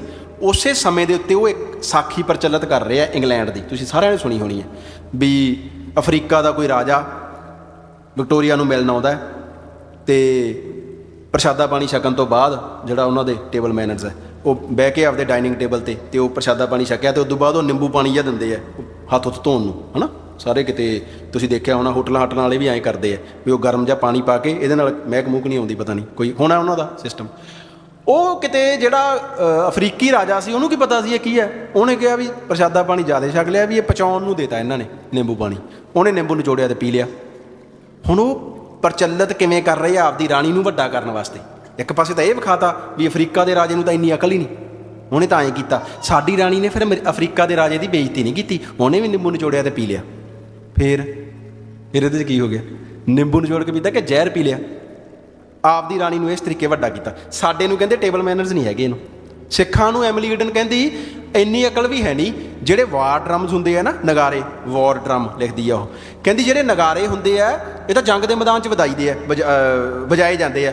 ਇਹ ਕਹਿੰਦੀ ਸਵੇਰੇ 2 ਵਜੇ ਦੇ ਉੱਠੇ ਆ, ਕਹਿੰਦੀ ਬੰਦ ਹੀ ਨਹੀਂ ਕਰਦੇ ਨਗਾਰਾ ਵਜਾਉਣਾ। ਉਹਨੂੰ ਕੀ ਪਤਾ ਵੀ ਸਿੰਘ ਨਗਾਰਾ ਕਦੋਂ ਵਜਾਉਂਦੇ ਆ, ਉਹਨੂੰ ਨਹੀਂ ਪਤਾ ਸਿੱਖਾਂ ਦਾ ਟਰਡੀਸ਼ਨ ਕੀ ਹੈ। ਵੀ ਇਹ ਜੀ ਲੰਗਰ ਦੀ ਆਵਾਜ਼ ਦਾ ਵੀ ਨਗਾਰਾ ਸਾਡੇ, ਦੇਗ ਦੀ ਆਵਾਜ਼ ਦਾ ਵੀ ਸਾਡੇ ਨਗਾਰਾ, ਦੀਵਾਨ ਦੀ ਸਮਾਪਤੀ ਦਾ ਵੀ ਨਗਾਰਾ, ਦਲ ਜਦੋਂ ਚੜ੍ਹਦਾ ਉਹਦਾ ਵੀ ਨਗਾਰਾ ਹੈ, ਜੰਗ ਦਾ ਵੀ ਨਗਾਰਾ, ਸਾਡੇ ਹਰੇਕ ਨਗਾਰੇ ਦੀਆਂ ਚੋਭਾਂ ਅੱਡ ਅੱਡ ਹੈ। ਉਹਨੂੰ ਕੀ ਪਤਾ ਇਸ ਗੱਲ ਦਾ? ਉਹਦੇ ਹੱਥ ਤਾਂ ਖੜਕਾ ਹੈ। ਕਹਿੰਦੀ ਸਾਰੀ ਰਾਤ ਸੌਣ ਨਹੀਂ ਦਿੱਤਾ, ਕਹਿੰਦੀ ਇਹਨਾਂ ਨੇ ਤੰਬੂਆਂ 'ਚ ਸਾਰੀ ਰਾਤ ਨਗਾਰਾ ਵਜਾਈ ਗਏ। ਉਹਨਾਂ ਦੀ ਤਾਂ ਰਾਤ ਹੀ 2 ਵਜੇ ਚੜ੍ਹਦੀ, ਕਹਿੰਦੀ ਸਾਰੀ ਰਾਤ ਵਜਾਈ ਗਏ। ਕਹਿੰਦੀ ਸ਼ੇਰੇ ਪੰਜਾਬ ਕੋਈ ਰਾਜਾ ਨਹੀਂ ਲੱਗਦਾ, ਉਹ ਰਾਜਾ ਨਹੀਂ ਲੱਗਦਾ, ਕਹਿੰਦੀ ਉਹ ਤਾਂ ਆਮ ਲੋਕਾਂ ਵਾਲੇ ਕੱਪੜੇ ਪਾਉਂਦਾ। ਹੁਣ ਇਹਦੇ 'ਚ ਅਸੀਂ ਦੇਖੀਏ ਤਾਂ ਸਿਫਤ ਹੈ ਸ਼ੇਰੇ ਪੰਜਾਬ ਦੀ, ਉਹ ਕਹੀ ਜਾਣ, ਕਿਉਂਕਿ ਉਹਨਾਂ ਦੇ ਜਿਹੜੇ ਪਾਉਂਦੇ ਆ ਕੱਪੜੇ, ਲਿਬਾਸ, ਸ਼ਾਹੀ ਲਿਬਾਸ ਅਤੇ ਸਾਰਾ ਕੁਛ ਉਹਨਾਂ ਕੋਲ ਹੈਗੇ ਆ ਵੱਡੇ। ਅਤੇ ਸਾਡੇ ਰਾਜਿਆਂ ਨੇ ਤਾਂ ਪਾਉਣੇ ਨਹੀਂ, ਸਾਡੇ ਰਾਜੇ ਤਾਂ ਉਹੀ ਪਾਉਣਗੇ ਜਿਹੜਾ ਸਿੰਘ ਪਾਉਂਦੇ ਆ, ਆਪ ਸਿੱਖ ਪਾਉਂਦੇ ਆ, ਜਿਹੜੇ ਆਮ ਸੇਵਕ, ਉਹੀ ਰਾਜੇ ਨੇ ਪਾਏ ਹੋਏ ਸੀ। ਕਹਿੰਦੀ ਇਹਨੂੰ ਇਹ ਵੀ ਮੈਨਰਸ ਹੈ ਨਹੀਂ, ਹੈ ਨਾ, ਜਿਵੇਂ ਉਹ ਕਹਿੰਦੀ ਹੋਵੇ ਵੀ ਇਹਨੂੰ ਫੈਸ਼ਨ ਦੀ ਸੈਂਸ ਹੈ ਨਹੀਂ। ਕਹਿੰਦੀ ਇਹਨੂੰ ਇਹ ਵੀ ਮੈਨਰਸ ਨਹੀਂ, ਆਮ ਲੋਕਾਂ ਵਾਲੇ ਕੱਪੜੇ ਪਾਏ ਆ, ਇਹਦੀ ਪਛਾਣ ਨਹੀਂ ਹੁੰਦੀ। ਕਹਿੰਦੀ ਇਹਦੀ ਪਛਾਣ ਤਾਂ ਇਸ ਗੱਲ ਤੋਂ ਹੁੰਦੀ ਆ ਵੀ ਉਹ ਕਾਣਾ ਹੈ, ਫਿਰ ਇਹਦੀ ਪਛਾਣ ਹੁੰਦੀ। ਕਹਿੰਦੀ ਇਹ ਪੰਜਾਬ ਦਾ ਰਾਜਾ, ਤੁਸੀਂ ਦੇਖੋ ਜ਼ਹਿਰ ਕਿਵੇਂ ਨਿਕਲ ਰਹੀ ਹੈ, ਗੋਰੇ ਉਹਨੂੰ ਕੀ ਕਹਿ ਰਹੇ ਆ ਅਤੇ ਅਸੀਂ ਵੀ ਕਿਵੇਂ ਕਹਿਣ ਲੱਗ ਗਏ। ਬਾਬਾ ਫੂਲਾ ਸੋ ਕੁਛ ਕਵੇ ਸ਼ੇਰੇ ਪੰਜਾਬ ਨੂੰ, ਹੱਕ ਹੈ ਉਹਦਾ। ਐਮਲੀ ਲੀਡਰ ਕੌਣ ਹੁੰਦੀ ਹੈ? ਗੋਰੇ ਕੌਣ ਹੁੰਦੇ ਆ ਸਾਡੇ ਰਾਜੇ ਨੂੰ ਮਾੜਾ ਕਹਿਣ ਵਾਲੇ? ਕਹਿੰਦੀ ਉਹਦਾ ਮੂੰਹ ਕਿਸੇ ਕਾਣੇ ਭੂਰੇ ਚੂਹੇ ਵਰਗਾ। ਉਹ ਲਿਖਦੀ ਆ ਆਪਦੀ ਕਿਤਾਬ 'ਚ, ਲੈ ਕੇ ਤੁਹਾਡੇ ਦੇਸ਼ਾਂ 'ਚ ਤਾਂ ਆਮ ਹੀ ਮਿਲ ਜਾਂਦੀਆਂ, ਸਾਡੇ ਤਾਂ ਲੱਭਣੀਆਂ ਬਹੁਤ ਔਖੀਆਂ। ਜੇ ਲੱਭ ਜਾਣ ਤਾਂ 10-10 ਹਜ਼ਾਰ ਦੀ ਕਿਤਾਬ ਹੈ, ਮੁੜ ਕੇ ਮੇਰੇ ਵਰਗਾ ਵਹਿੰਦਾ ਵੀ ਮਹੀਨੇ ਦੀਆਂ ਰੋਟੀਆਂ, 10,000 ਦੀ ਕਿਤਾਬ ਕਿੱਥੋਂ ਲਈਏ? ਉਹ ਤੁਹਾਡੇ ਦੇਸ਼ਾਂ 'ਚ ਤਾਂ ਆਮ ਹੀ ਸੌਖੀਆਂ ਮਿਲ ਜਾਂਦੀਆਂ। ਕਹਿੰਦੀ ਭੂਰੇ ਕਾਣੇ ਚੂਹੇ ਵਰਗਾ। ਹੁਣ ਤੁਸੀਂ 2 ਡਾਇਲੋਗ ਸੁਣਨੇ ਆ ਇੱਥੇ। ਪਹਿਲਾ, ਐਮਲੀ ਈਡਨ ਕੀ ਕਹਿ ਰਹੀ ਹੈ ਉਹਦੀ ਅੱਖ ਦੇਖ ਕੇ, ਵੀ ਉਹ ਭੂਰੇ ਕਾਣੇ ਚੂਹੇ ਵਰਗਾ। ਫਕੀਰ ਅਜੀਜ਼ੁਦੀਨ ਨੂੰ ਵਿਲੀਅਮ ਬੈਂਟਿਕ ਰੋਪੜ ਦੀ ਸੰਧੀ ਵੇਲੇ ਜਦੋਂ ਫਕੀਰ ਸਾਹਿਬ ਮਿਲਿਆ ਜਾ ਕੇ ਵਿਲੀਅਮ ਨੂੰ, ਕਹਿੰਦਾ ਫਕੀਰ ਸਾਹਿਬ ਨੂੰ ਕਹਿੰਦਾ ਵਿਲੀਅਮ, ਕਹਿੰਦਾ ਮਹਾਰਾਜ ਇਹਦੀ ਕਿਹੜੀ ਅੱਖ ਕਾਣੀ ਹੈ? ਅਤੇ ਫਕੀਰ ਸਾਹਿਬ ਦਾ ਕੀ ਜਵਾਬ ਹੈ? ਐਮਲੀ ਈਡਨ ਕਹਿੰਦੀ ਉਹ ਭੂਰੇ ਕਾਣੇ ਚੂਹੇ ਵਰਗਾ। ਫਕੀਰ ਸਾਹਿਬ ਦਾ ਕੀ ਜਵਾਬ ਹੈ? ਕਹਿੰਦਾ ਕੀ ਗੱਲ ਪੁੱਛੀ ਜਾਂਦਾ ਮੈਨੂੰ, ਉਹਦੇ ਮੱਥੇ 'ਤੇ ਜਿਹੜੀ ਇੱਕ ਅੱਖ ਹੈ ਉਹ ਵੀ ਸੂਰਜ ਵਰਗੀ ਹੈ, ਉਹਦੇ ਵੱਲ ਝਾਕਿਆ ਨਹੀਂ ਜਾਂਦਾ। ਤੂੰ ਮੈਨੂੰ ਉਹਦੇ ਪੈਰਾਂ ਬਾਰੇ ਪੁੱਛ ਵੀ ਸ਼ੇਰੇ ਪੰਜਾਬ ਦੇ ਪੈਰ ਕਿਹੋ ਜਿਹੇ ਆ, ਮੈਂ ਤਾਂ ਉਹਦੇ ਪੈਰਾਂ ਵੱਲ ਝਾਕਦਾ। ਐਂ ਕਰਨੀ ਹੁੰਦੀ ਆਪਦੇ ਰਾਜੇ ਦੀ ਸਿਫਤ। ਇੱਕ ਤਾਂ ਹੈ ਸਾਡੇ ਕੋਲ, ਉਹਦੀਆਂ ਵੀ ਅਸੀਂ ਬਦਖੋਈਆਂ ਕਰੀ ਜਾਈਏ, ਉਹਦੀਆਂ ਵੀ ਅਸੀਂ ਮਾੜੀਆਂ ਚੀਜ਼ਾਂ ਗਿਣਾਈ ਜਾਈਏ। ਅਤੇ ਕੌਣ? ਮੇਰੇ ਵਰਗਾ ਬੰਦਾ ਜਿਹਦੇ 'ਚ ਆਪਦੇ 'ਚ 100 ਐਬ ਹੈ। ਮੈਨੂੰ ਤਾਕਤ ਦਿਓ ਤਾਂ ਸੀ, ਉਹ ਤਾਂ ਤਾਕਤ ਹੀ ਬਹੁਤ ਵੱਡੀ ਸੀ, ਮੈਨੂੰ ਗੁਰਦੁਆਰੇ ਦਾ ਪ੍ਰਧਾਨ ਬਣਾਓ, ਤੁਹਾਨੂੰ ਮੈਂ ਵਿਖਾਵਾਂ ਕਿਹੜੇ ਭਾਅ ਚੱਲਦਾ ਸਿਸਟਮ। ਇੰਨੀ ਤਾਕਤ ਨਹੀਂ ਬਰਦਾਸ਼ਤ ਹੁੰਦੀ ਸਾਡੇ ਤੋਂ। ਛੋਟੀਆਂ ਛੋਟੀਆਂ ਸਰਪੰਚੀਆਂ ਨਹੀਂ ਸਹਿ ਹੁੰਦੀਆਂ ਸਾਡੇ ਤੋਂ, ਕਤਲੋਗਾਰਤ ਹੋਈ ਜਾਂਦੀ ਹੈ। ਪੰਜਾਬ ਦਾ ਮਹਾਰਾਜਾ ਸੀ, ਉੱਥੇ ਬਹਿ ਕੇ ਹੋ ਗਈਆਂ ਗਲਤੀਆਂ ਤਾਂ ਹੋ ਗਈਆਂ, ਅਸੀਂ ਉਹੀ ਛਾਜੇ 'ਚ ਪਾ ਲੈਣੀਆਂ। ਪਹਿਲੇ ਦਿਨ ਜਦੋਂ ਲਾਹੌਰ ਦੇ ਵਿੱਚ ਦਾਖਲ ਹੁੰਦਾ, ਆਪ ਨਹੀਂ ਆਇਆ, ਮੈਂ ਹਮੇਸ਼ਾ ਇਹ ਗੱਲ ਕਰਦਾ, ਅਸੀਂ ਦੁਨੀਆ ਨੂੰ ਦੱਸੀਏ ਸਾਡਾ ਰਾਜ ਹੋਊ ਕਿਹੋ ਜਿਹਾ, ਆਹ ਹੋਊਗਾ, ਆ ਜਾਓ ਜੇ ਸਾਡੇ 'ਚ ਰਲਣਾ ਤਾਂ ਸੌਖੇ ਰਹੋਗੇ। ਮਾਇਆ ਇਕੱਠੀ ਕਰਕੇ ਦੇਹਾਂਗੇ ਲੰਗਰ ਲਾਏ, ਨੰਗਾ ਭੁੱਖਾਰਥੀਆ ਖਾਲੀ ਕੋਈ ਨਾ ਜਾਏ, ਐਂ ਕਰਾਂਗੇ ਅਸੀਂ। ਆ ਜਾਓ। ਅਬਦਾਲੀ ਪੁੱਛਦਾ ਸੀ ਨਾ, ਅਬਦਾਲੀ ਕਹਿੰਦਾ ਸ਼ਾਹਨਵਾਜ਼ ਨੂੰ, ਕਹਿੰਦਾ ਸ਼ਾਹਨਵਾਜ਼ ਸਿੱਖਾਂ ਨੂੰ ਕਦੋਂ ਇੰਨਾ ਪਿਆਰ ਕਰਦੇ ਆ ਲੋਕ, ਲਾਹੌਰ ਦੇ ਜਾਂ ਪੰਜਾਬ ਦੇ? ਰਾਜ ਆਪਣਾ ਹੁੰਦਾ ਅਤੇ ਪਿਆਰ ਸਿੱਖਾਂ ਨੂੰ ਕਾਹਤੋਂ ਕਰਦੇ ਆ? ਵੀ ਜਦੋਂ ਆਪਾਂ ਜਾਂਦੇ ਆ ਸਾਨੂੰ ਭਜਾ ਦਿੰਦੇ ਆ ਅਤੇ ਸਿੱਖਾਂ ਨੂੰ ਭਾ ਲੈਂਦੇ ਆ। ਉੱਥੇ ਉਹਨੇ ਬਹੁਤ ਸੋਹਣੀ ਗੱਲ ਕਹੀ ਸ਼ਾਹਨਵਾਜ਼ ਨੇ। ਸ਼ਾਹਨਵਾਜ਼ ਕਹਿੰਦਾ, ਅਹਿਮਦ ਸ਼ਾਹ ਕਹਿੰਦਾ ਜਦੋਂ ਕਾਲ ਪੈ ਗਿਆ ਨਾ ਲਾਹੌਰ ਦੇ ਵਿੱਚ, ਜਦੋਂ ਪੰਜਾਬ ਦੇ ਵਿੱਚ ਕਾਲ ਪਿਆ ਜਿਹੜੇ ਸਮੇਂ 'ਤੇ, ਉਸ ਸਮੇਂ ਅਸੀਂ ਜਿਹੜੇ ਆਪਦੇ ਅਨਾਜ ਭੰਡਾਰ ਹੈ ਨਾ ਲਾਹੌਰ ਦੇ ਵਿੱਚ, ਕਸੂਰ ਦੇ ਵਿੱਚ, ਮਲਤਾਨ, ਜਿੱਥੇ ਵੀ ਸਾਡੇ ਅਨਾਜ ਭੰਡਾਰ ਹੈ, ਅਸੀਂ ਉਹਦੇ ਆਲੇ ਦੁਆਲੇ ਫੌਜ ਲਾਈ ਵੀ ਲੋਕ ਲੁੱਟ ਨਾ ਲੈਣ। ਅਸੀਂ ਉਹਦੇ ਆਲੇ ਦੁਆਲੇ ਫੌਜ ਲਾਈ। ਅਤੇ ਸਿੱਖ ਮਿਸਲਾਂ ਨੇ ਕੀ ਕੀਤਾ? ਮਾਂ ਸਿੰਘ 5-5 ਕਿੱਲੋ ਪਰ ਪਰਸਨ, ਜਿਵੇਂ ਆਪਾਂ ਕਹਿੰਦੇ ਹਾਂ, ਇੱਕ ਬੰਦੇ ਦੇ ਹਿਸਾਬ ਨਾਲ, ਜੇ ਘਰ 'ਚ 5 ਮੈਂਬਰ ਆ ਤਾਂ 25 ਕਿੱਲੋ, ਐਂ ਨਹੀਂ ਵੀ ਸਾਰਿਆਂ ਨੂੰ 5 ਕਿੱਲੋ ਹੀ, 5-5 ਕਿੱਲੋ ਦੇ ਹਿਸਾਬ ਨਾਲ ਰਾਸ਼ਨ ਪਹੁੰਚਾਉਂਦਾ ਰਿਹਾ ਆਪਦੀ ਮਿਸਲ ਦੇ ਜਿਹੜੇ ਪਿੰਡ ਸੀ ਉਹਨਾਂ ਦੇ ਵਿੱਚ, ਹਰੇਕ ਘਰੇ। ਅਤੇ ਜੱਸਾ ਸਿੰਘ ਰਾਮਗੜੀਆ ਇਦੋਂ ਵੀ ਗਾਂ ਉਹ ਪ੍ਰਸ਼ਾਦਾ ਤਿਆਰ ਕਰਕੇ ਪਹੁੰਚਾਉਂਦਾ ਰਿਹਾ। ਅਸੀਂ ਆਪਦੇ ਅਨਾਜ ਭੰਡਾਰਾਂ ਦੇ ਆਲੇ ਦੁਆਲੇ ਫੌਜ ਲਾਈ, ਇਹਨਾਂ ਨੇ ਆਪਦੇ ਅਨਾਜ ਭੰਡਾਰ ਲੁਟਾਏ। ਲੋਕ ਇਹਨਾਂ ਨੂੰ ਪਸੰਦ ਨਾ ਕਰਨਗੇ, ਲੋਕ ਇਹਨਾਂ ਨੂੰ ਪਿਆਰ ਨਾ ਕਰਨਗੇ। ਇਹ ਸਿੱਖ ਮਿਸਲਾਂ ਦਾ ਰਾਜ ਹੈ। ਕਹਿੰਦਾ ਫਿਰ ਹੱਲ ਕੀ ਹੈ? ਕਿਹੜੇ ਤਰੀਕੇ ਆਪਾਂ ਆਪਣੀ ਜਿਹੜੀ ਸਥਾਪਤੀ ਕਿਵੇਂ ਹੋ ਸਕਦੀ ਹੈ? ਸਥਾਪਤੀ ਇਸੇ 'ਚ ਹੈ ਅਹਿਮਦ ਸ਼ਾਹ, ਵੀ ਆਪਾਂ ਸਿੱਖਾਂ ਨਾਲ ਸੰਧੀ ਕਰੀਏ। ਕਮਾਲ ਹੈ, ਜਦੋਂ ਤੁਸੀਂ ਇਤਿਹਾਸ ਪੜ੍ਹਦੇ ਹੋ ਮੈਂ ਹੈਰਾਨ ਹੁੰਦਾ ਵੀ ਪਾਣੀਪਤ ਦੀ ਜੰਗ 'ਚ ਕਈ ਦਿਨਾਂ ਦਾ ਘੇਰਾ ਨਾ ਉਹ, ਤਾਂ ਮਰਾਠੇ ਚਿੱਠੀ ਪਾਉਂਦੇ ਆ ਅਹਿਮਦ ਸ਼ਾਹ ਨੂੰ, ਅਹਿਮਦ ਸ਼ਾਹ ਸਾਡੇ ਨਾਲ ਸੰਧੀ ਕਰ ਲਾ। ਅਤੇ ਇਹ ਜਵਾਬ ਕੀ ਦਿੰਦਾ ਗਾ ਉਹ? ਕਹਿੰਦਾ ਮੈਨੂੰ ਲੜਨਾ ਆਉਂਦਾ, ਮੈਨੂੰ ਸੰਧੀਆਂ ਨਹੀਂ ਕਰਨੀਆਂ ਆਉਂਦੀਆਂ। ਅਤੇ ਇੱਥੇ ਸਿੰਘਾਂ ਨੂੰ ਰੋਜ਼ ਚਿੱਠੀਆਂ ਪਾਉਂਦਾ। ਉਦੋਂ ਪਤਾ ਨਹੀਂ ਲੜਨਾ ਕਿੱਥੇ ਭੁੱਲ ਜਾਂਦਾ। ਸਿੰਘਾਂ ਨੂੰ ਹਰ ਰੋਜ਼ ਚਿੱਠੀਆਂ ਪਾਉਂਦਾ। ਵੱਡੇ ਘੱਲੂ ਘਰੇ ਤੋਂ ਅਗਲੇ ਦਿਨ ਕਿਸੇ ਕੌਮ ਦਾ 50,000 ਬੰਦਾ ਮਾਰ ਕੇ ਆਏ ਹੋ ਤੁਸੀਂ, ਡਰ ਕਾਹਦਾ ਤੁਹਾਨੂੰ? ਅਗਲੇ ਦਿਨ ਹੀ ਚਿੱਠੀ ਕਾਹਤੋਂ ਪਾਤੀ? ਬਾਬਾ ਜੱਸਾ ਸੋਹ ਨੂੰ ਚਿੱਠੀ ਲੈ ਕੇ ਜਾਂਦਾ ਆਲਾ ਸੋਂ, ਪਟਿਆਲੇ ਵਾਲਾ ਬਾਬਾ ਕਹਿੰਦਾ ਸੰਧੀ ਕਰ ਲਓ। ਬਾਬਾ ਕਹਿੰਦਾ ਸੰਧੀ ਕਰਾਂਗੇ, ਲਾਸ਼ਾਂ ਦੇ ਢੇਰ ਤੇ ਖੜ ਕੇ ਸੰਧੀ ਹੁੰਦੀ ਸੰਧੀ ਅਸੀਂ ਤੇਰੇ ਨਾਲ ਖੜਾਂਗੇ। ਤੇ 7 ਮਹੀਨਿਆਂ ਬਾਅਦ ਸੰਧੀ ਕੀਤੀ। ਫਿਰ ਉਹ ਜਿਹੜਾ ਨੰਗੇ ਪੈਰੀ ਅੰਮ੍ਰਿਤਸਰ ਪਿਪਲੀ ਸਾਹਿਬ ਭਜਾਇਆ ਨਾ, ਮੁੜ ਕੇ ਉੱਥੋਂ ਘੋੜੇ ਤੇ ਵੀ ਨਹੀਂ ਚੜਿਆ। ਕਹਿੰਦੇ ਸ਼ਾਹ ਨਵਾਜ਼ ਘੋੜਾ ਲੈ ਕੇ ਗਿਆ ਕੋੜੇ, ਕਹਿੰਦਾ ਵੀ ਦੁਰਰੇ ਦੁਰਾਨੀ ਘੋੜੇ ਤੇ ਤਾਂ ਚੜ੍ਹ ਜਾਓ, ਦੁਨੀਆ ਜਿੱਤੀ ਆ ਤੁਸੀਂ। ਪਰ ਦੇਖੋ ਅਗਲੇ ਆਪਦੇ ਰਾਜੇ ਨੂੰ ਕਿੱਡਾ ਵੱਡਾ ਕਰਦੇ ਆ। ਆਹ ਤਾਲਿਬਾਨ ਜਦੋਂ ਦੁਬਾਰੇ ਆਏ ਨਾ, ਜਦੋਂ ਅਮਰੀਕਾ ਭਜਾਇਆ ਹੁਣ ਇਹਨਾਂ ਨੇ, ਜਦੋਂ ਦੁਬਾਰੇ ਉਹਨਾਂ ਦੀ ਸਰਕਾਰ ਆਈ, ਉਹਨਾਂ ਨੇ ਸਭ ਤੋਂ ਪਹਿਲਾਂ ਕੰਮ ਕੀ ਕੀਤਾ, ਪਾਰਲੀਮੈਂਟ 'ਚ ਅਹਿਮਦ ਸ਼ਾਹ ਅਬਦਾਲੀ ਦੀ ਫੋਟੋ ਲਾਈ ਸਭ ਤੋਂ ਪਹਿਲਾਂ। ਹੁਣ ਤੁਸੀਂ ਸਰਚ ਮਾਰ ਕੇ ਦੇਖਿਓ ਜਦੋਂ ਸਮਾਂ ਲੱਗਿਆ ਵੀ ਉਹਨਾਂ ਦੀ ਪਾਰਲੀਮੈਂਟ 'ਚ ਕਿਹੜੀ ਫੋਟੋ ਲੱਗੀ ਹੈ। ਅਹਿਮਦ ਸ਼ਾਹ ਅਬਦਾਲੀ ਦੀ ਫੋਟੋ। ਲੱਖਾਂ ਬੰਦੇ ਦਾ ਕਾਤਲ ਹੈ। ਅਗਲੇ ਕਹਿੰਦੇ ਸਾਡਾ ਵੱਡਾ ਹੈ। ਮੈਂ ਉਜ਼ਬੇਕਿਸਤਾਨ ਗਿਆ ਤੇ ਬਾਬਰ ਦੀਆਂ ਤੇ ਤੈਮੂਰ ਦੀਆਂ ਮੂਰਤੀਆਂ ਨਾਲ ਭਰਿਆ ਪਿਆ ਸਾਰਾ ਉਜ਼ਬੇਕਿਸਤਾਨ। ਸਾਨੂੰ ਨਹੀਂ ਪਤਾ ਬਾਬਰ ਤੈਮੂਰ ਕੌਣ ਸੀ। ਉਹਦੀ ਬਾਂਸੀ ਹੈ ਨਾ ਸਾਰੀ, ਤੈਮੂਰ ਤੋਂ ਬਾਬਰ, ਬਾਬਰ ਤੋਂ ਹੁਮਾਯੂੰ, ਹੁਮਾਯੂੰ ਤੋਂ ਜਹਾਂਗੀਰ, ਅਕਬਰ, ਜਹਾਂਗੀਰ, ਤੇ ਫਿਰ ਆਹ ਦੂਜਾ ਸ਼ਾਹਜਹਾਨ ਤੇ ਔਰੰਗਜ਼ੇਬ, ਬਹਾਦਰ ਸ਼ਾਹ, ਇਹ ਸਾਰੇ ਉਹੀ ਅੰਸ਼ ਬੰਸ਼ ਹੈ ਨਾ। ਉਹ ਅਗਲੇ ਆਪਦੇ ਨੂੰ ਚੰਗਾ ਕਹਿ ਰਹੇ ਆ। ਜਿਹੜੀ ਬਾਬਰਨਾਮਾ ਦੀਆਂ ਕਾਪੀਆਂ ਨਾ, ਉਹਦੀਆਂ ਪ੍ਰਤੀਆਂ, ਜਿਵੇਂ ਆਪਾਂ ਬਾਣੀ ਦੇ ਗੁੱਟ ਕੇ ਸਾਂਭ ਕੇ ਰੱਖਦੇ, ਐਂ ਰੱਖੀਆਂ ਵੀਆਂ ਉਹਨਾਂ ਨੇ ਬਾਬਰਨਾਮਾ, ਕਿਉਂਕਿ ਉਹਦੀ ਆਪਦੀ ਲਾਈਫ ਹੈ ਨਾ, ਆਪ ਲਿਖੀ ਜਿਹੜੀ ਬਾਬਰ ਨੇ, ਉਹਦੀ ਬਾਇਓਗ੍ਰਾਫੀ ਹੈ, ਉਹਨੂੰ ਐਂ ਸਾਂਭ ਕੇ ਰੱਖਿਆ। ਸ਼ੀਸ਼ਿਆਂ 'ਚ ਮੜ੍ਹਾਈ ਵੀ ਆ ਉੱਥੇ ਉਹਨਾਂ ਦੇ ਮਿਊਜ਼ੀਅਮਾਂ ਦੇ ਵਿੱਚ। ਉਹਨਾਂ ਤੋਂ ਵੀ ਸਿੱਖਣਾ ਚਾਹੀਦਾ ਵੀ ਆਪਦੇ ਰਾਜਿਆਂ ਦੀ ਕਦਰ ਕਿਵੇਂ ਕਰਨੀ। ਉਹ ਮੈਂ ਉਹਨਾਂ ਨੂੰ ਕਿਹਾ, ਜਿਹੜਾ ਸਾਡਾ ਗਾਈਡ ਸੀ, ਮੈਂ ਕਿਹਾ ਸਾਡੇ ਤਾਂ ਇਹਦਾ ਸਰੂਪ ਹੋਰ ਹੈ, ਅਸੀਂ ਤਾਂ ਕਾਤਲ ਵਜੋਂ ਜਾਣਦੇ ਹਾਂ ਇਹਨੂੰ। ਉਹ ਹੱਸੇ, ਕਹਿੰਦਾ ਤੁਸੀਂ ਤਾਂ ਫਿਰ ਦੁਸ਼ਮਣ ਹੈ ਨਾ। ਦੁਸ਼ਮਣ ਤਾਂ ਮਾੜਾ ਕਹਿੰਦਾ ਹੀ ਹੁੰਦਾ ਆਪਦੇ ਨੂੰ, ਸਾਡੇ ਨੂੰ, ਦੂਜੇ ਬੰਦੇ ਨੂੰ। ਸਾਡੇ ਵਾਸਤੇ ਬਹੁਤ ਵੱਡਾ ਸੀ। ਤੇ ਠੀਕ ਹੈ ਫਿਰ ਅਗਲਿਆਂ ਦੀ ਗੱਲ ਨਾ, ਅਗਲਿਆਂ ਦੇ ਕਿਸੇ ਨੇ ਅਬਦਾਲੀ ਨੂੰ ਮਾੜਾ ਕਿਹਾ, ਛੱਡੋ ਸਾਰੀਆਂ ਗੱਲਾਂ। ਅਗਲਿਆਂ ਨੇ ਇੰਦਰਾ ਗਾਂਧੀ ਨੂੰ ਮਾੜਾ ਨਹੀਂ ਕਿਹਾ। ਕਤਲੇਆਮ ਕਰਾ ਕੇ ਵੀ ਅਗਲੇ ਕਹਿੰਦੇ ਸਾਡੀ ਰਾਣੀ। ਉਹ ਕਹਿੰਦਾ ਜਬ ਬੜਾ ਪੇੜ ਗਿਰਤਾ ਹੈ ਧਰਤੀ ਕਾ, ਉਹਨਾਂ ਦਾ ਵੱਡਾ ਪੇੜ ਸੀ ਉਹ, ਉਹਨਾਂ ਦਾ ਤਾਂ ਵੱਡਾ ਦਰਖਤ ਸੀ, ਮਹਾਤਮਾ ਗਾਂਧੀ ਤੋਂ ਵੀ ਵੱਡਾ। ਅਸੀਂ ਆਪਦਿਆਂ ਨੂੰ ਮਾੜੇ ਕਾਹਤੋਂ ਕਹੀ ਜਾਂਦੇ ਹਾਂ, ਮੈਨੂੰ ਸਮਝ ਨਹੀਂ ਆ ਰਹੀ। ਕਿਹੜੇ ਨੈਰੇਟਿਵ ਤੇ ਖੜੇ ਹਾਂ ਅਸੀਂ? ਕਿਹੜੀ ਮੋਰੈਲਿਟੀ ਹੈ ਜਿਹੜੀ ਸਾਡੇ ਅੰਦਰ ਵੀ ਆਪਦਿਆਂ ਨੂੰ ਗਾਲਾਂ ਕਢਵਾਈ ਜਾਂਦੀ? ਕੈਸਾ ਰਾਜਾ? ਜਦੋਂ ਲਾਹੌਰ ਦੇ ਵਿੱਚ ਉਹਨੂੰ ਸੱਦਦੇ ਆ ਨਾ, ਆਪ ਸੱਦਿਆ ਲਾਹੌਰ ਵਾਸੀਆਂ ਨੇ, ਚੜ੍ਹ ਕੇ ਨਹੀਂ, ਪਹਿਲਾਂ ਨਹੀਂ ਆਇਆ। ਲਾਹੌਰ ਵਾਸੀ ਚਿੱਠੀ ਪਾਉਂਦੇ ਆ, ਸ਼ੇਰੇ ਪੰਜਾਬ ਤੂੰ ਆ। ਭੰਗੀਆਂ ਤੋਂ ਡਰਦੇ ਸੀ ਬਹੁਤ, ਭੰਗੀਆਂ ਨੇ ਕੁੱਟੇ ਵੀ ਬਹੁਤ, ਜਿਵੇਂ ਕਹੀਏ ਲਾਹੌਰੀਏ ਬਹੁਤ ਕੁੱਟੇ ਭੰਗੀ ਸਰਦਾਰਾਂ ਨੇ, ਖਿਜੇ ਵੇ ਸੀ ਭੰਗੀ ਸਰਦਾਰ ਉਹਨਾਂ 'ਤੇ। ਹੋਇਆ ਬਹੁਤ ਕੁਛ ਨਾ, ਲਾਹੌਰ ਨੇ ਕਿਤੇ ਥੋੜ੍ਹਾ ਕੁਛ ਕੀਤਾ ਸਾਡੇ ਨਾਲ। ਚਿੱਠੀ ਪਾਉਂਦੇ ਆ, 13 ਬੰਦਿਆਂ ਦੇ ਸਾਈਨ ਹੈ, ਲਾਹੌਰ ਦੇ ਸਿਰ ਕੱਢਵੇਂ 13 ਬੰਦਿਆਂ ਦੇ ਦਸਤਖਤ ਹੈ ਚਿੱਠੀ ਦੇ ਉੱਤੇ, ਜਿਹੜੇ ਸ਼ੇਰੇ ਪੰਜਾਬ ਨੂੰ ਸੱਦ ਰਹੇ ਆ। ਉਹਨਾਂ 13 ਚੋਂ 11 ਮੁਸਲਮਾਨ, ਇੱਕ ਸਿੱਖ ਹੈ, ਇੱਕ ਹਿੰਦੂ ਹੈ। 11 ਮੁਸਲਮਾਨ ਸੱਦ ਰਹੇ ਆ ਸ਼ੇਰੇ ਪੰਜਾਬ ਨੂੰ, ਆ ਤੂੰ ਲਾਹੌਰ ਦੇ ਉੱਤੇ ਕਬਜ਼ਾ ਕਰ। ਤੇ ਲਾਹੌਰ ਦੇ ਵਿੱਚ ਆਉਂਦਾ ਸ਼ੇਰੇ ਪੰਜਾਬ, ਟਕਸਾਲ ਲਾਈ ਜਾਂਦੀ ਹੈ, ਸਿੱਕਾ ਬਣਦਾ ਉੱਥੇ, ਸਿੱਕਾ ਜ਼ਦਬਰ ਹਰਦੋ ਆਲਮ ਫਜ਼ਲ ਸੱਚੇ ਸਾਹਿਬਸਤ, ਗੋਬਿੰਦ ਸਿੰਘ ਖੁਦ ਸ਼ਹਿਨਸ਼ਾਹ ਤੇਗ ਨਾਨਕ ਵਾਹਿਬਸਤ, ਦੇਗੋ ਤੇਗੋ ਫਤਿਹ ਨੁਸਰਤ ਬੇਦਰੰਗ ਯਾਫਦਜ਼ ਨਾਨਕ ਗੁਰੂ ਗੋਬਿੰਦ ਸਿੰਘ। ਮੇਰਾ ਨਾਂ ਨਹੀਂ ਲਿਖਣਾ ਸਿੱਕਿਆਂ 'ਤੇ, ਦੇਖਿਓ ਕਿਤੇ। ਸੇਵਕ ਹੈ ਮੈਂ ਤਾਂ, ਜਿਹਦੇ ਕਰਕੇ ਰਾਜ ਮਿਲਿਆ, ਨਾ ਉਹਦਾ। ਜਿਹਦਾ ਰਾਜ ਹੈ ਨਾ ਉਹਦਾ। ਮੇਰਾ ਤਾਂ ਰਾਜ ਵੀ ਨਹੀਂ, ਮੇਰਾ ਤਾਂ ਰਾਜ ਨਹੀਂ ਨਾ, ਇਹ ਤਾਂ ਖਾਲਸੇ ਦਾ ਹੈ, ਅਕਾਲ ਪੁਰਖ ਦੀ ਫੌਜ ਦਾ ਰਾਜ ਹੈ। ਨਾ ਉਹਨਾਂ ਦਾ ਹੀ ਲਿਖਿਆ ਜਾਊ ਫਿਰ, ਨਾ ਅਕਾਲ ਪੁਰਖ ਦਾ ਹੀ ਆਊ, ਨਾ ਸੱਚੇ ਪਾਤਸ਼ਾਹ ਦਾ ਹੀ ਆਊ ਸਿੱਕੇ ਦੇ। ਪਹਿਲੇ ਦਿਨ ਟਕਸਾਲ ਜਦੋਂ ਲਾਈ, ਪਹਿਲੇ ਦਿਨ ਜਿਹੜੇ ਸਿੱਕੇ ਢਾਲੇ ਗਏ, ਜਿੰਨੇ ਵੀ ਸਿੱਕੇ ਢਾਲੇ ਗਏ, ਲੋਕਾਂ 'ਚ ਮੁਫਤ ਵੰਡੇ। ਕਿਹੜਾ ਰਾਜਾ ਐਂ ਕਰਦਾ ਹੁੰਦਾ? ਤੁਸੀਂ ਪੜ੍ਹੋ ਜਿਹੜੀ ਫਕੀਰ ਸਾਹਿਬ ਦੀ ਕਿਤਾਬ ਹੈ ਨਾ, ਰੀਅਲ ਰਣਜੀਤ ਸਿੰਘ, ਅੰਗਰੇਜ਼ੀ 'ਚ ਪੜ੍ਹੋ ਤੁਸੀਂ, ਜਿਹੜੇ ਤੁਸੀਂ ਅੰਗਰੇਜ਼ੀ ਪੜ੍ਹਨ ਵਾਲੇ ਆ, ਤੁਸੀਂ ਤਾਂ ਉਹਨੂੰ ਓਰੀਜਨਲ 'ਚ ਪੜ੍ਹੋ ਨਾ, ਤੁਹਾਨੂੰ ਪਤਾ ਲੱਗੇ ਵੀ ਕੀ ਕੰਮ ਕੀਤੇ ਉਹਨੇ। ਉਹ ਕਹਿੰਦਾ ਪਹਿਲੇ ਦਿਨ ਜਿੰਨੇ ਵੀ ਸਿੱਕੇ ਢਾਲੇ ਗਏ, ਸਾਰੇ ਲੋਕਾਂ 'ਚ ਮੁਫਤ ਵੰਡੇ ਗਏ। ਕਿਹੜਾ ਰਾਜਾ ਐਂ ਕਰਦਾ ਹੁੰਦਾ? ਅੱਜ ਤੱਕ ਦੱਸੋ ਮੈਨੂੰ, ਦੁਨੀਆ ਦੇ ਵਿੱਚ ਕਦੇ ਐਂ ਹੋਇਆ ਹੋਵੇ? ਹੁਣ ਤੱਕ ਆ ਡੈਮੋਕ੍ਰੇਸੀਆਂ ਤੱਕ ਹੀ ਦੱਸ ਦਿਓ। ਡੀਮੋਨੀਟਾਈਜ਼ ਕੀਤਾ ਉਹਨਾਂ ਨੇ ਹਿੰਦੁਸਤਾਨ 'ਚ ਮਾਹੌਲ ਹੋ ਜਾ, ਤੇ ਕਿੰਨੇ ਕੁ 2-2 ਹਜ਼ਾਰ ਦੇ ਨੋਟ ਲੋਕਾਂ ਨੂੰ ਮੁਫਤ ਵੰਡਤੇ। ਕਈਆਂ 'ਚ ਤਾਂ ਹਜੇ ਹੱਥਾਂ 'ਚ ਨਹੀਂ ਪਹੁੰਚਿਆ ਸੀ, ਬੰਦ ਵੀ ਕਰਤਾ। ਹੁਣ ਵੇਖਿਆ ਨਹੀਂ ਸੀ 2000 ਦਾ ਨੋਟ, ਕਹਿੰਦੇ ਗੁਲਾਬੀ ਹੁੰਦਾ ਸੀ ਜੀ। ਹਾਂ, ਗੁਲਾਬੀ ਹੁੰਦਾ ਸੀ। ਡੈਮੋਕ੍ਰੇਸੀ ਹੈ ਇਹ, ਜਿੱਥੇ ਲੋਕ ਆਪੇ ਸਰਕਾਰ ਚੁਣਦੇ। ਉਹ ਤਾਂ ਡਿਕਟੇਟਰ ਸੀਗਾ, ਪਰ ਸਾਡਾ ਤਾਂ ਡਿਕਟੇਟਰ ਚੰਗਾ ਸੀ। ਤੁਸੀਂ ਵਿਲੀਅਮ ਬੈਂਟਿਕ ਨਾਲ ਜਿਹੜੀ ਉਹਦੀ ਸੰਧੀ ਹੁੰਦੀ ਹੈ ਨਾ, ਉਹਦੀ ਪੇਂਟਿੰਗ ਵੇਖੋ ਗੂਗਲ 'ਤੇ। ਜਦੋਂ ਸਰਚ ਕਰੋਗੇ ਨਾ ਵੀ ਰੋਪੜ ਦੀ ਸੰਧੀ ਦੀ ਪੇਂਟਿੰਗ, ਉਹ ਤੁਸੀਂ ਲੱਭੋ, ਉਹਦੇ ਵਿੱਚ ਕਮਾਲ ਦੀ ਚੀਜ਼ ਤੁਹਾਨੂੰ ਦਿਸਣੀ ਹੈ। ਵਿਲੀਅਮ ਬੈਂਟਿਕ ਬੈਠਾ ਹੈ ਚੇਅਰ ਦੇ ਉੱਤੇ, ਮੂਹਰੇ ਕੁਰਸੀ ਦੇ ਉੱਤੇ ਸ਼ੇਰੇ ਪੰਜਾਬ ਹੈ, ਪਿੱਛੇ 5 ਜਾਣੇ ਹੋਰ ਹੈ, 5 ਸਿੰਘ ਬੈਠੇ ਆ।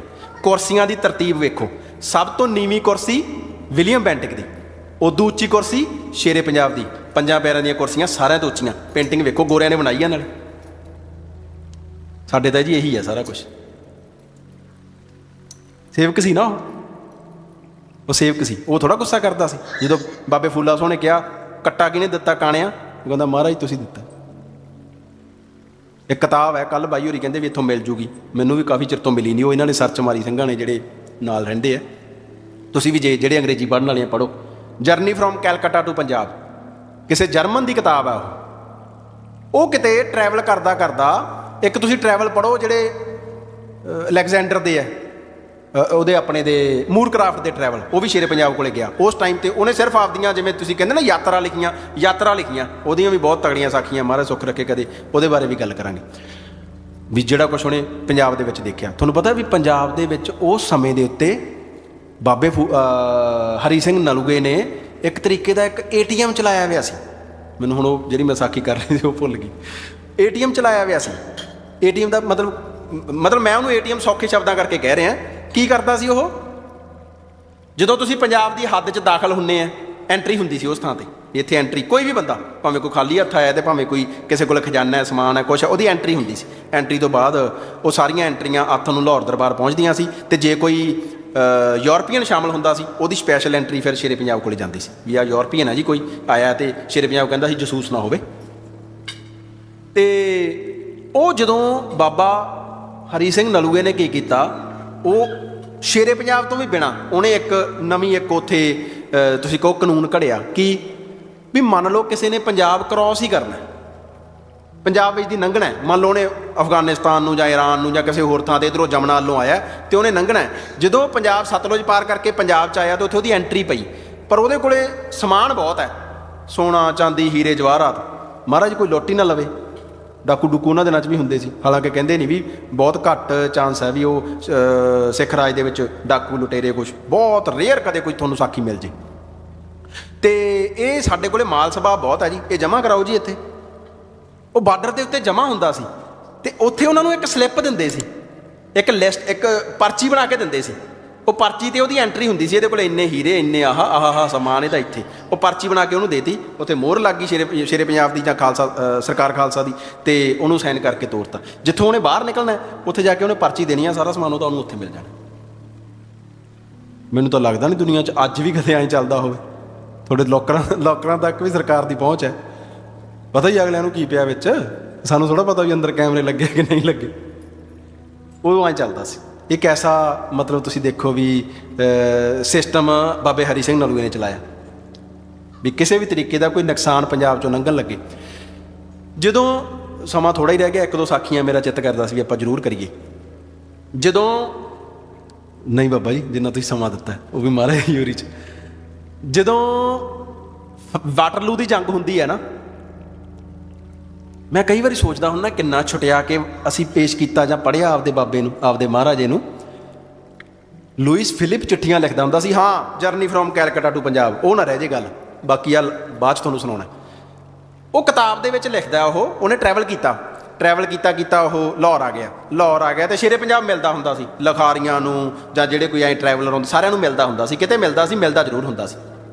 ਉਹ ਜਿਵੇਂ ਆਪਾਂ ਕਹਿੰਦੇ ਹਾਂ ਗੈਸਟ ਰੂਮ, ਉਹਨੂੰ ਗੈਸਟ ਰੂਮ 'ਚ ਭਾਲਿਆ ਅਤੇ ਉਹ ਬੰਦਾ ਵੇਖ ਕੇ ਹੈਰਾਨ ਹੋਈ ਜਾਂਦਾ, ਕਿਉਂਕਿ ਉਹਨੇ ਧੁੰਮ ਪਈ ਵੇਖੀ ਸੀ ਸਾਰੇ ਹਿੰਦੁਸਤਾਨ 'ਚ ਸ਼ੇਰੇ ਪੰਜਾਬ ਦੀ। ਮਰਾਠੇ ਤਾਂ ਆਉਂਦੇ ਰਹੇ ਆ ਸ਼ੇਰੇ ਪੰਜਾਬ ਕੋਲੇ, ਮਹਾਰਾਜ ਸਾਡੀ ਮਦਦ ਕਰੋ। ਮਰਾਠਿਆਂ ਨੇ ਅਖੀਰ 'ਤੇ ਆ ਕੇ ਅਖੀਰਲੀਆਂ ਜਿਹੜੀਆਂ ਉਹਦੀਆਂ ਜੰਗਾਂ ਮਰਾਠਿਆਂ ਦੀਆਂ ਤਾਂ ਸ਼ੇਰੇ ਪੰਜਾਬ ਤੋਂ ਮਦਦ ਮੰਗਦੇ ਰਹੇ ਆ, ਸੰਧੀਆਂ ਕਰਾਉਂਦਾ ਰਿਹਾ ਉਹ ਇਹਨਾਂ ਸਾਰਿਆਂ ਦੀਆਂ। ਆਹ ਸਾਰੀ ਪਟਿਆਲੇ ਵਾਲੇ ਨਾਭੇ ਵਾਲੇ ਜਦੋਂ ਲੜਦੇ ਸੀ ਆਪਸ 'ਚ, ਅਤੇ ਬਾਬਾ ਜਾ ਕੇ ਸ਼ੇਰੇ ਪੰਜਾਬ ਸੰਧੀਆਂ ਕਰਾਉਂਦਾ ਸੀ। ਗੋਰੇ ਇੱਕ ਵਾਰੀ ਕਹਿੰਦੇ ਸ਼ੇਰੇ ਪੰਜਾਬ ਸਤਲੁਜ ਪਾਰ ਕਰ ਗਿਆ, ਉਦੋਂ ਨੂੰ ਗੋਰਿਆਂ ਨਾਲ ਸੰਧੀ ਹੋਈ ਵੀ ਸੀ ਵੀ ਸਤਲੁਜ ਪਾਰ ਨਹੀਂ ਕਰਨਾ। ਸ਼ੇਰੇ ਪੰਜਾਬ ਸਤਲੁਜ ਪਾਰ ਕਰ ਲਿਆ, ਗੋਰੇ ਕਹਿੰਦੇ ਵੀ ਆਪਾਂ ਹਮਲਾ ਕਰੀਏ, ਉਹਨੇ ਸਤਲੁਜ ਪਾਰ ਕਰ ਲਿਆ।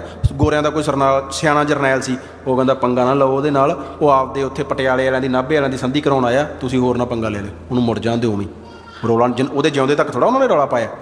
ਉਹ ਬੈਠਾ ਮਹਾਰਾਜ ਦੇ ਗੈਸਟ ਹਾਊਸ ਦੇ ਵਿੱਚ ਬੈਠਾ ਦੇਖਦਾ ਵੀ ਦਰਬਾਰ ਦੇ ਸ਼ੀਸ਼ੇ ਟੁੱਟੇ ਆ ਸਾਰੇ ਪਾਸੇ, ਕੋਈ ਸ਼ੀਸ਼ਾ ਸਾਬਤਾ ਹੀ ਨਹੀਂ ਛੱਡਿਆ। ਸ਼ੇਰੇ ਪੰਜਾਬ ਆਉਂਦੇ ਆ ਅਤੇ ਉਹ ਪੁੱਛਦਾ, ਸ਼ੇਰੇ ਪੰਜਾਬ ਕਾਬਲ ਕੰਧਾਰ ਤੱਕ ਧੁੰਮ ਹੈ ਤੁਹਾਡੀ ਮਹਾਰਾਜ, ਚੀਨ ਅਤੇ ਰੂਸ ਤੱਕ ਲੋਕ ਤੁਹਾਡਾ ਸਿੱਕਾ ਮੰਨਦੇ ਆ। ਮੰਨਣਾ ਹੀ ਆ ਨਾ, ਜਦੋਂ ਪਤਾ ਨਹੀਂ ਇੱਕ ਜਿਹੜਾ ਸਰਕਾਰ ਖਾਲਸਾ ਦਾ ਸਿੱਕਾ ਹੈ ਉਹ ਕਿੰਨੇ ਪਾਉਂਡਾਂ ਦੇ ਬਰਾਬਰ ਆ ਉਸ ਸਮੇਂ 'ਤੇ, ਮੰਨਣਾ ਹੀ ਆ ਸਿੱਕਾ। ਚੀਨ ਅਤੇ ਰਸ਼ੀਆ ਮਹਾਰਾਜ ਤੁਹਾਡਾ ਸਿੱਕਾ ਮੰਨਦੇ ਆ। ਫਰਾਂਸ ਦਾ ਰਾਜਾ ਲੂਈ ਫਿਲਿਪ ਤੁਹਾਨੂੰ ਚਿੱਠੀਆਂ ਲਿਖਦਾ, ਤੁਸੀਂ ਪੜ੍ਹੋ ਬਾਬੇ ਉਹਦੀ ਕਿਤਾਬ ਪ੍ਰੇਮ ਸਿੰਘ ਹੋਤੀ ਮਰਦਾਨ ਦੀ, ਲੂਈ ਫਿਲਿਪ ਨੇ ਜਿਵੇਂ ਚਿੱਠੀਆਂ ਲਿਖੀਆਂ ਸ਼ੇਰੇ ਪੰਜਾਬ ਨੂੰ, ਪੜ੍ਹੋ ਫਰਾਂਸ ਦਾ ਰਾਜਾ ਚਿੱਠੀਆਂ ਲਿਖਦਾ ਉਹਨੂੰ। ਤੇ ਮਹਾਰਾਜ ਤੁਹਾਡੇ ਮਹਿਲ ਦੇ ਸ਼ੀਸ਼ੇ ਟੁੱਟੇ ਆ ਸਾਰੇ। ਸ਼ੇਰੇ ਪੰਜਾਬ ਹੱਸਦਾ, ਕਹਿੰਦਾ ਅੰਮ੍ਰਿਤਸਰ ਤੋਂ ਕਾਲੀ ਸਿੰਘ ਆਉਂਦੇ ਚੜ੍ਹ ਕੇ, ਨਿਹੰਗ ਸਿੰਘ ਘੋੜਿਆਂ 'ਤੇ, ਪਾਟੇ ਹੁੰਦੇ ਆ ਉਹਨਾਂ ਦੇ ਚੋਲੇ ਅਤੇ ਢੱਠੀਆਂ ਹੁੰਦੀਆਂ ਦਸਤਾਰਾਂ। ਜਿਹਦੇ ਕੋਲੇ ਤਾਂ ਬੰਦੂਕ ਹੈ ਇੱਥੇ ਆ ਕੇ ਗੋਲੀਆਂ ਮਾਰਦਾ, ਅਤੇ ਜਿਹਦੇ ਕੋਲੇ ਬੰਦੂਕ ਹੈ ਨਹੀਂ ਉਹ ਥੱਲੋਂ ਡਲੇ ਚੱਕ ਚੱਕ ਕੇ ਮੇਰੇ ਮਹਿਲ 'ਤੇ ਮਾਰਦੇ ਆ ਅਤੇ ਮੈਨੂੰ ਕਹਿ ਕੇ ਜਾਂਦੇ ਆ ਕਾਣਿਆ ਕਾਣਿਆ ਤੇਰਾ ਰਾਜ ਨਹੀਂ ਖਾਲਸੇ ਦਾ ਰਾਜ ਹੈ। ਇਹੋ ਜਿਹੇ ਜੁਰਤ ਵਾਲਿਆਂ ਦਾ ਰਾਜਾ ਇਹੋ ਜਿਹਾ ਹੀ ਹੋ ਸਕਦਾ ਸੀ। ਤੁਸੀਂ ਦੁਨੀਆ ਦੇ ਕਿਸੇ ਰਾਜੇ ਨੂੰ ਐਂ ਚੈਲੰਜ ਕਾਣਾ ਕਹਿ ਕੇ ਵਿਖਾਓ, ਨਾ ਵੀ ਹੋਵੇ ਕਾਣਾ ਫਿਰ ਵੀ ਕਹਿ ਕੇ ਵਿਖਾਓ। ਤੁਸੀਂ ਆਪਦੇ ਦੇਸ਼ਾਂ 'ਚ ਹੀ ਕਹਿ ਲਓ, ਸਾਡੇ ਤਾਂ ਤੁਹਾਨੂੰ ਪਤਾ ਹੀ ਹੈ ਕੀ ਚੱਲਦਾ। ਮਾਸਟਰਾਂ ਦੇ ਮੁੰਡੇ ਦੇ ਪੈਰਾਂ ਨੂੰ ਲਾ ਦੂ ਕੋਈ ਤਵਾ ਜਾ ਕੇ? ਜਿਹੜਾ ਮਾਸਟਰ ਦਾ ਮੁੰਡਾ ਪੰਜਾਬ ਦਾ ਮੁੱਖ ਮੰਤਰੀ, ਉਹਦੇ ਕੋਈ ਲਾ ਦੂ ਪੈਰਾਂ ਨੂੰ ਤਵਾ ਲਾ ਦੇਵੇ ਵੀ ਆਹ ਸਾਡਾ ਕਰ ਦਿਓ ਜੀ ਸੋਨੇ ਦਾ? ਨਾ ਤਵਾ ਲੱਭੇ ਤੇ ਨਾ ਬੰਦਾ ਲੱਭੇ। ਡੈਮੋਕ੍ਰੇਸੀ ਹੈ, ਲੋਕਾਂ ਦੀ, ਲੋਕਾਂ ਦੁਆਰਾ, ਲੋਕਾਂ ਲਈ ਚੁਣੀ ਗਈ ਸਰਕਾਰ ਹੈ। ਇਹ ਡੈਮੋਕ੍ਰੇਸੀ ਹੈ। ਉੱਥੇ ਨਹੀਂ ਤੁਸੀਂ ਐਂ ਕਰ ਸਕਦੇ। ਉਹਦੇ ਪੈਰਾਂ ਨੂੰ ਜਿਹਨੇ ਤਵਾ ਲਾਇਆ ਉਹ ਕਹਿੰਦਾ ਇਹਨੂੰ ਤਵਾ ਇਹਦਾ ਤੋਲੋ ਕਿੰਨਾ, ਸਵਾ ਸੇਰ ਹੈ ਜੀ, ਇਹਨੂੰ ਸਵਾ ਸੇਰ ਸੋਨਾ ਦਿਓ। ਕੌਣ ਐਂ ਕਰਦਾ ਹੁੰਦਾ? ਕਿਹੜਾ ਰਾਜਾ ਐਂ ਕਰਦਾ ਦੁਨੀਆ 'ਚ ਕੋਈ? ਅੱਛਾ, ਸਮੱਸਿਆ ਸਾਡੀ ਇਹ ਹੈ, ਅਸੀਂ ਉਹਦੀ ਤੁਲਨਾ ਸਿੱਖ ਸ਼ਹੀਦਾਂ ਨਾਲ ਕਰਨ ਲੱਗ ਜਾਂਦੇ ਹਾਂ। ਉਹਦੀ ਸਿੱਖ ਸ਼ਹੀਦਾਂ ਨਾਲ ਤੁਲਨਾ ਨਹੀਂ ਕਰਨੀ। ਸਿੱਖ ਸ਼ਹੀਦਾਂ ਨਾਲ ਦੁਨੀਆ ਦੇ ਕਿਸੇ ਸ਼ਹੀਦ ਦੀ ਤੁਲਨਾ ਨਹੀਂ ਕਰਨੀ। ਜਿਹੜੀ ਥਾਂ 'ਤੇ ਸਿੱਖ ਸ਼ਹੀਦ ਬੈਠੇ ਆ ਉਹਦੀ ਤੁਲਨਾ ਤੁਸੀਂ ਦੁਨੀਆ ਦੇ ਬਾਦਸ਼ਾਹਾਂ ਨਾਲ ਕਰਨੀ ਹੈ। ਸ਼ੁਰੂ ਤੋਂ ਲੈ ਕੇ ਹੁਣ ਤੱਕ ਦੇ ਜਿੰਨਾ ਦੁਨੀਆ ਦਾ ਇਤਿਹਾਸ ਤੁਹਾਨੂੰ ਮਿਲਦਾ ਉਹਦੀ ਤੁਲਨਾ 40 ਸਾਲਾਂ ਦੀ ਤੁਲਨਾ ਕਰੋ ਦੁਨੀਆ ਦੇ ਬਾਦਸ਼ਾਹਾਂ ਨਾਲ। ਕੈਸਾ ਤਲਵਾਰ ਦਾ ਧਨੀ, ਕੈਸਾ ਬੁੱਧੀ ਦਾ ਧਨੀ। ਕਹਿੰਦੀ ਐਮਿਲੀ ਈਡਨ ਕਹਿੰਦੀ ਹੁਣ ਉਹਨੂੰ ਕੀ ਪਤਾ ਵੀ ਉਹ ਕਿੰਨਾ ਕੁ ਸ਼ਾਰਪ ਹੈ। ਐਮਿਲੀ ਈਡਨ ਕਹਿੰਦੀ ਇੰਨਾ ਬੋਲਦਾ, ਕਹਿੰਦੀ ਸ਼ੇਰੇ ਪੰਜਾਬ 10 ਮਿੰਟਾਂ 'ਚ ਸ਼ਾਇਦ ਕਹਿੰਦੀ 10 ਲੱਖ ਸਵਾਲ ਪੁੱਛ ਲਏ ਹੋਣਗੇ ਉਹਨੇ ਮੈਨੂੰ। ਉਹਨੂੰ ਕੀ ਪਤਾ ਵੀ ਤੈਨੂੰ ਪੈਰਾਂ 'ਚੋਂ ਕੱਢਦਾ? ਸਾਰਾ ਕੁਝ ਪੁੱਛ ਲਿਆ ਉਹਨੇ ਐਮਿਲੀ ਈਡਨ ਨੂੰ। ਤੁਹਾਡੇ ਕੀ ਵਰਤਾਰਾ ਹੁੰਦਾ ਹੈ, ਗੋਰੇ ਕਿੰਨੇ ਵਿਆਹ ਕਰਾਉਂਦੇ ਹੈ, ਤੁਹਾਡੇ ਜ਼ਮੀਨਾਂ ਦਾ ਕੀ ਸਿਸਟਮ ਹੈ, ਇਹ ਸਾਰਾ ਕੁਝ ਪੁੱਛ ਲਿਆ ਉਹਨੂੰ। ਅਤੇ ਉਹ ਸਿਆਣੀ ਬਣ ਰਹੀ ਹੈ, ਕਹਿੰਦੀ ਮੈਨੂੰ ਇੰਨੇ ਸਵਾਲ ਪੁੱਛੀ ਜਾਂਦਾ, ਉਹਨੂੰ ਕੁਛ ਨਹੀਂ ਪਤਾ। ਉਹਨੂੰ ਕੀ ਪਤਾ ਵੀ ਉਹਨੂੰ ਕੁਛ ਪਤਾ ਹੈ ਕਿ ਨਹੀਂ ਪਤਾ? ਕਹਿੰਦੀ ਵੀ ਸ਼ੇਰੇ ਪੰਜਾਬ ਐਡਾ ਕੁ ਕਮਲਾ ਹੈ, ਐਡਾ ਕੁ ਮੂਰਖ ਹੈ, ਕਿਸੇ ਛੋਟੇ ਤੋਂ ਛੋਟੇ ਕੰਮ ਲਈ ਵੀ ਕਿਤਾਬ ਖੋਲ੍ਹ ਕੇ ਵੇਖਦਾ। ਕਿਤਾਬ ਗੁਰੂ ਗ੍ਰੰਥ ਸਾਹਿਬ ਮਹਾਰਾਜ ਵੇਖੂਗਾ ਹੀ, ਸੱਚੇ ਪਾਤਸ਼ਾਹ ਦਾ ਹੁਕਮ ਹੈ, ਲੈਣਾ ਹੀ ਆ ਉਹਨੇ। ਕਹਿੰਦੀ ਛੋਟੇ ਤੋਂ ਛੋਟੇ ਕੰਮ ਲਈ ਵੀ ਕਿਤਾਬ ਖੋਲ੍ਹ ਕੇ ਵੇਖਦਾ। ਭਵਿੱਖਬਾਣੀਆਂ ਨੂੰ ਮੰਨਦਾ, ਉਹਨੂੰ ਕੀ ਪਤਾ ਹੁਕਮਨਾਮਾ ਲੈਣਾ ਕੀ ਹੁੰਦਾ। ਹੁਣ ਉਹਦੀ ਕਿਤਾਬ ਕੋਈ ਪੜ੍ਹੇ ਆਪਣਾ ਜਵਾਕ ਅਤੇ ਉਹ ਗਾਲਾਂ ਕੱਢੂਗਾ ਸ਼ੇਰੇ ਪੰਜਾਬ ਨੂੰ। ਐਡਾ ਮੂਰਖ ਸੀ ਉਹਨੂੰ। ਟੇਬਲ ਮੈਨਰਸ ਨਹੀਂ ਹੈਗੇ ਸੀ। ਕਰਾਉਣੇ ਕੀ ਹੈ ਟੇਬਲ ਮੈਨਰਸ? ਅੱਗ ਲੱਗਣ ਟੇਬਲ, ਸਾਡੀਆਂ ਪੰਗਤਾਂ ਜਿਉਂਦੀਆਂ ਰਹਿਣ। ਕਰਾਉਣੇ ਕੀ ਹੈ ਅਸੀਂ? ਅਤੇ ਅਸੀਂ ਤਾਂ ਲਵਾਂਗੇ ਜੀ ਹੁਕਮਨਾਮਾ। ਅਸੀਂ ਤਾਂ ਛੋਟੀ ਤੋਂ ਛੋਟੀ ਗੱਲ ਲਈ ਆ ਕੇ ਲਵਾਂਗੇ ਹੁਕਮਨਾਮਾ। ਅਤੇ ਸ਼ੇਰੇ ਪੰਜਾਬ ਤਾਂ ਮਹਾਰਾਜਾ ਸੀ। ਉੱਚੀ ਥਾਂ ਜਿਹੜੀ ਲਾਹੌਰ ਦੀ ਸਭ ਤੋਂ ਉੱਚੀ ਥਾਂ ਕਿਹੜੀ ਜਗ੍ਹਾ? ਉੱਚਾ ਬੁਰਜ। ਉੱਚੇ ਬੁਰਜ ਦੇ ਵਿੱਚ ਕੀ ਸੀ ਭਲਾ ਉਸ ਸਮੇਂ 'ਤੇ, ਜਿਹੜੀ ਲਾਹੌਰ ਦੀ ਸਭ ਤੋਂ ਉੱਚੀ ਥਾਂ ਸੀ? ਸ਼ੇਰੇ ਪੰਜਾਬ ਦੇ ਮਹਿਲ ਦੇ ਨਾਲ ਬਾਹਰਲੇ ਪਾਸੇ ਹੁਣ ਵੀ ਹੈਗੀ ਹੈ ਲਾਹੌਰ, ਜੇ ਤੁਸੀਂ ਕਿਲ੍ਹੇ 'ਚ ਜਾਓ ਤਾਂ। ਕੀ ਸੀ ਉੱਥੇ? ਮਹਾਰਾਜ ਦਾ ਪ੍ਰਕਾਸ਼, ਸਭ ਤੋਂ ਉੱਚੀ ਥਾਂ 'ਤੇ। ਅਤੇ ਫਕੀਰ ਸਾਹਿਬ ਲਿਖਦੇ ਆ ਨੇਮ ਸ਼ੇਰੇ ਪੰਜਾਬ ਦਾ। ਤੁਸੀਂ ਫਕੀਰ ਸਾਹਿਬ ਨੂੰ ਵੀ ਪੜ੍ਹੋ। ਤੁਸੀਂ ਸੋਹਣ ਲਾਲ ਸੂਰੀ ਜਿਹੜੀ ਡਾਇਰੀ ਲਿਖ ਰਿਹਾ, ਰੋਜ਼ਨਾਮਚਾ ਲਿਖ ਰਿਹਾ ਮਹਾਰਾਜ ਦੇ ਸਮੇਂ 'ਤੇ, ਉਹ ਬਾਬੇ ਚੜ੍ਹਤ ਸੋਹ ਤੋਂ ਲੈ ਕੇ ਤੇ 1849 ਤੱਕ ਦਾ ਸਾਰਾ ਇੱਕ ਇੱਕ ਦਿਨ ਦੀ ਐਂਟਰੀ ਪੜ੍ਹ ਕੇ ਵੇਖੋ। ਐਡਾ ਗ੍ਰੰਥ ਆ ਉਹ। ਫਾਰਸੀ 'ਚ ਮਿਲਦਾ, ਪੰਜਾਬੀ 'ਚ ਵੀ ਮਿਲਣ ਲੱਗ ਗਏ। ਕੁਛ ਕੁ ਭਾਗ ਉਹਦੇ ਪੰਜਾਬੀ 'ਚ ਵੀ ਮਿਲਦੇ ਆ। ਫਾਰਸੀ ਦਾ ਗ੍ਰੰਥ ਹੈ, ਰੋਜ਼ ਦੀ ਐਂਟਰੀ ਤੁਸੀਂ ਪੜ੍ਹੋ। ਉਹਦਾ ਰੋਜ਼ ਦਾ ਨੇਮ ਕੀ ਹੈ? ਸ਼ੇਰੇ ਪੰਜਾਬ ਰੋਜ਼ ਸਵੇਰੇ ਉੱਠਦਾ, ਬਸ਼ਰਤੇ ਕਿ ਬਿਮਾਰ ਨਾ ਹੋਵੇ। ਰੋਜ਼ ਸਵੇਰੇ ਉੱਠਦਾ, ਇਸ਼ਨਾਨ ਕਰਦਾ, ਸ਼ਸਤਰ ਸਜਾਉਂਦਾ, ਮਤਲਬ ਤਿਆਰ ਹੋ ਕੇ ਆਪਦੀ ਪੋਸ਼ਾਕ ਪਾ ਕੇ ਸ਼ਸਤਰ ਸਜਾਉਂਦਾ। ਸਭ ਤੋਂ ਪਹਿਲਾਂ ਗੁਰਦੁਆਰਾ ਸਾਹਿਬ ਜਾਂਦਾ, ਨਿਤਨੇਮ ਕਰਦਾ ਹਰ ਰੋਜ਼ ਬਿਨ ਨਾਗਾ। ਇਹ ਸਾਡਾ ਮਹਾਰਾਜਾ। ਅਤੇ ਲੋਕਾਂ ਨੇ ਤਾਂ ਕਿਹਾ ਜੀ ਉਹ ਸ਼ਰਾਬੀ ਹੈ ਜੀ, ਉਹ ਫਲਾਨਾ ਹੈ ਜੀ, ਉਹਦੇ ਕੋਲ ਇੰਨੀਆਂ ਰਾਣੀਆਂ ਜੀ। ਮਹਾਰਾਜ ਸੁੱਖ ਰੱਖੇ ਕਦੇ ਸਮਾਂ ਹੋਵੇ ਆਪਾਂ ਉਹਦੇ ਬਾਰੇ ਵੀ ਗੱਲ ਕਰੀਏ ਵੀ ਰਾਣੀਆਂ ਕਿੱਥੋਂ ਆਈਆਂ ਅਤੇ ਇਹ ਨੈਰੇਟਿਵ ਕਿੱਥੋਂ ਆਇਆ ਜਿਹੜਾ ਗੋਰਿਆਂ ਨੇ ਪੈਦਾ ਕੀਤਾ। ਸੋ ਕੋਸ਼ਿਸ਼ ਕਰੋ ਵੀ ਆਪਦਿਆਂ ਨੂੰ ਮਾੜਾ ਕਹਿਣਾ ਆਪਾਂ ਬੰਦ ਕਰੀਏ। ਅਗਲਿਆਂ ਨੇ ਆਪਦੇ ਮਾੜੇ ਵੀ ਚੰਗੇ ਬਣਾ ਲਏ, ਆਪਾਂ ਆਪਦੇ ਚੰਗਿਆਂ ਨੂੰ ਚੰਗੇ ਰੱਖੀਏ। ਮੇਰੇ ਤੋਂ ਬੋਲਦੇ ਤੋਂ ਕੋਈ ਗਲਤੀ ਹੋ ਗਈ ਹੋਵੇ ਮਾफ़ ਕਰਿਓ ਜੀ। ਵਾਹਿਗੁਰੂ ਜੀ ਕਾ ਖਾਲਸਾ, ਵਾਹਿਗੁਰੂ ਜੀ।